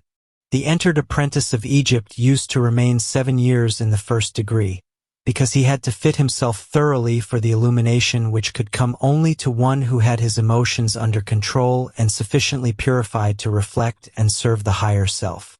That being done, the smooth ashlar was to be perfected until it was ready to be used as a living stone in the temple of the great architect of the universe, fit to form part of the heavenly man of the future. Chapter 4. Preliminary Ceremonies. The Masonic Ritual. In commenting upon the ceremonies of Freemasonry, I shall take those of Comasonry as the basis of my disquisition, because they have been arranged largely with a view to their effect on planes other than the physical. The workings there described were prepared with the aid of several of the best existing rituals and in consultation with experienced brethren. They will be found to embody some of the best points of these rituals, in addition to many valuable features peculiar to our own workings. It has been found eminently desirable to give to the brethren in the columns a larger share in the working of the lodge, so certain verses of the volume of the Sacred Law and some well-known Masonic hymns have been inserted for their use. The Supreme Council of Universal Comasonry has with the utmost liberality and the widest tolerance allowed those who owe their allegiance to it to choose between several variants of the ritual. Some lodges prefer the simplest form, which is practically identical with that used by the masculine craft. Others find a slightly more elaborate working more inspiring and helpful, because it expresses somewhat more fully the work upon inner planes which is to them the main object of the ceremony. It is this latter working which I am about to try to expound, but I wish to make it perfectly clear that the interpretation which I place upon it is my own private opinion only, and that the Supreme Council under which I have the honor to serve must not in any way be considered as endorsing that opinion because it permits the use of the ritual. It must not be supposed that the shorter Masonic ritual of the masculine craft is ineffective. All that we claim is that the objects of the various ceremonies are more fully and more expeditiously achieved when their real intention and signification are thoroughly understood. The procession. Everywhere on the surface of the earth there are great magnetic currents passing both ways between the poles of the earth and the equator, and others coming at right angles to them round the earth. The Comasonic procession of entry into the lodge makes use of these currents, forming of the space which we circumambulate a distinct eddy or specially magnetized portion of space. As the brethren march round the floor, singing, they should be thinking of the words of the intercessional hymn and canticle, and taking care that the procession is well done and in good order, but in addition they should be deliberately directing their thoughts to the magnetization of the mosaic pavement and the space above it. In ancient Egypt, it was considered to be the duty of the right worshipful master to direct the currents and form the eddy in them, so as to magnetize very strongly the floor round which he passed. It is for this purpose that the officers and distinguished visitors pass clear round the lodge, and even go over some of the ground twice, for they do not go straight to their places on first approaching them as do the entered apprentices, the fellow crafts and the master masons, but continue so as to complete the circumambulation, as described in the ritual of universal co-masonry. With us also it is the master of the lodge who is responsible for the magnetization of the double square. But the brethren ought all to help in that work. The object is to charge that space heavily with the highest possible influence, and to erect a wall round it in order that the influence may be kept in place. The part played by the thought form is much like that of a condenser. It matters not how much steam may be generated. It is useless for work unless it is enclosed and kept under pressure. In this scheme we accumulate and use the force which otherwise would scatter itself freely over the surrounding neighborhood.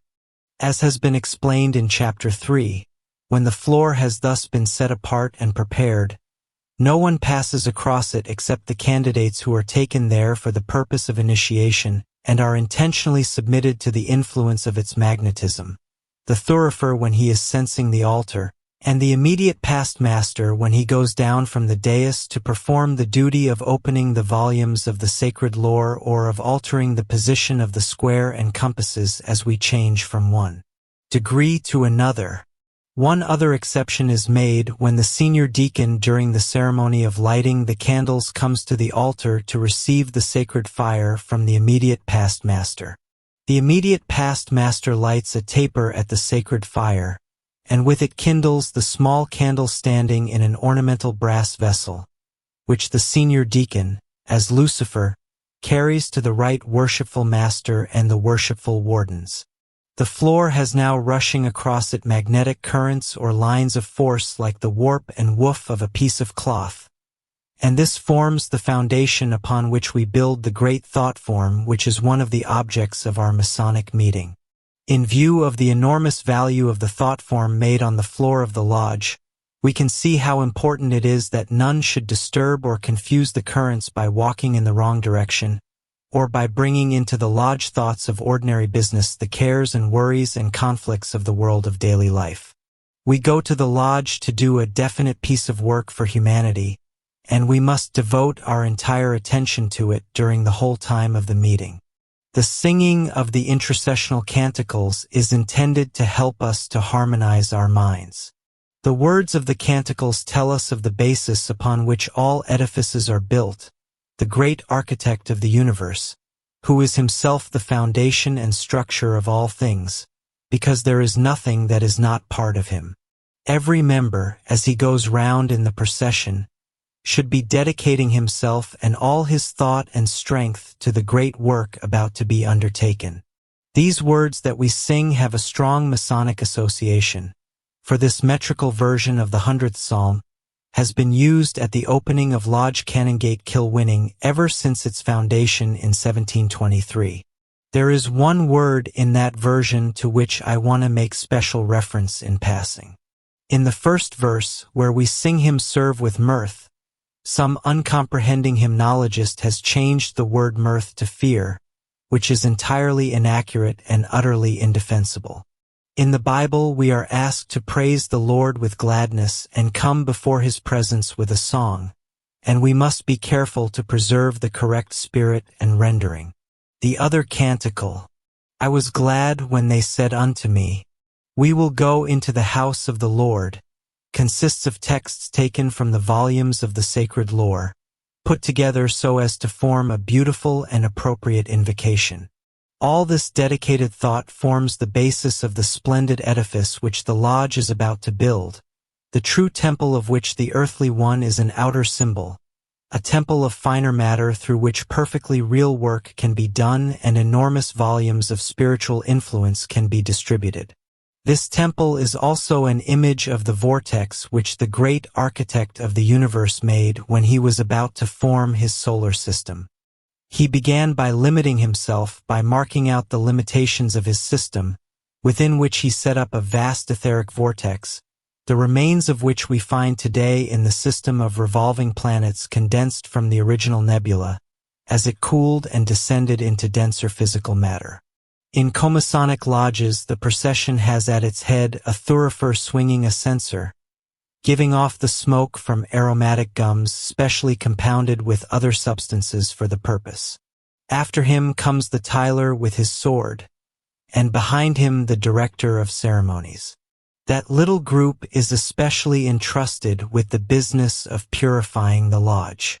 The director of ceremonies is supposed to be the directing brain in this work, and the Tyler with his sword is the hand used to drive out of the mental and emotional atmosphere all thought that is not wanted there. Behind this purifying wedge come all the ordinary members, arranged in reversed order of precedence.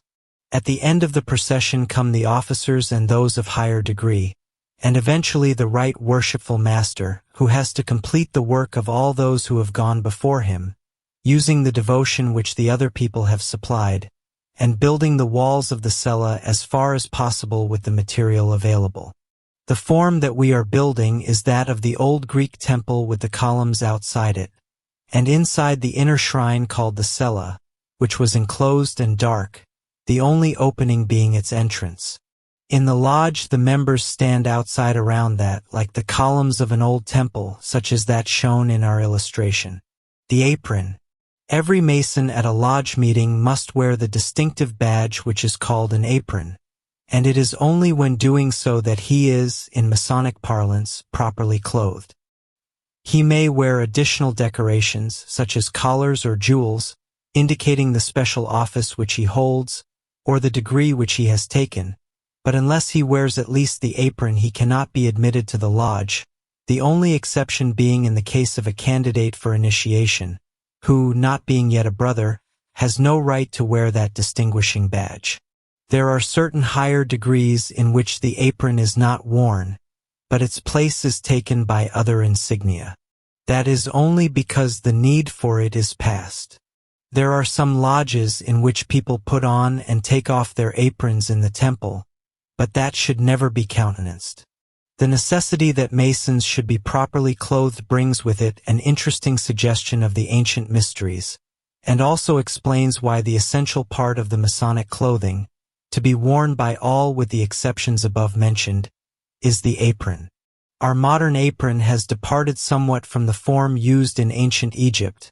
No doubt it was modified at the time when it was found necessary to merge the speculative and operative Freemasons, in the days of persecution by the Church. The ancient Egyptian apron was triangular, with the apex upward, and its ornamentation differed in several respects from that used at the present time. But the most important change is in the thought that now prevails, that the apron itself is everything, and that the band which passes round the body exists merely to secure it and retain it in place. In old days, the belt of the apron was the most important practical feature, and it was far more than a mere symbol. This belt was a highly magnetized circle, intended to enclose within itself a disk of etheric matter, separating the upper part of the body from the lower, so that the tremendous forces which it was the object of the Masonic ceremonial to set in motion might be entirely shut off from the lower part of the man's body. In the meaning of Masonry, Brother Wilmshurst writes, "Masonry is a sacramental system, possessing, like all sacraments, an outward and visible side consisting of its ceremonial, its doctrine and its symbols which we can see and hear, and an inward, intellectual and spiritual side which is concealed behind. The ceremonial, the doctrine and the symbols, and which is available only to the Mason who has learned to use his spiritual imagination and who can appreciate the reality that lies behind the veil of outward symbol." He reminds us how, in the case of the entered apprentice, the point of the apron is turned up, making it therefore a five-pointed figure, symbolical of the fivefold man. The triangle made by the uplifted flap, he explains, is then above the square, and it symbolizes the fact that the soul is hovering over the lower body at that stage, but yet can hardly be said to be working through it. Later on, that flap is turned down, showing that the soul is within the body and acting through it. He tells us also how the lambskin is first of all a symbol of purity, but also typifies the blankness of the undeveloped soul, or of what in theosophy is called the causal body. In that, as some of us know, in the course of development a great quantity of glorious color shows as new vibrations are awakened in it. Some account of that will be found, illustrated with colored plates, in Man, Visible and Invisible. Brother Wilmshurst further explains that the pale sky blue color of the rosettes on the fellow craft apron, and the blue lining and edging and silver tassels of the master mason's apron indicate that at that stage the blue of the sky begins to break through the whiteness, that innocence, however beautiful it may be, is being replaced by knowledge to some extent, and as the higher degrees are reached more of color and beauty appears. He especially mentions that there are two lines of influence or spiritual force, which come down from above, each ending in 7 silver lines, a kind of tassel indicating the 7 colors of the spectrum. These are really symbolical of the 7 great divisions or varieties or temperaments of life. In American Masonry, according to Mackey's Encyclopedia, the apron is the same in all the 3 degrees of blue masonry, being made of white lambskin.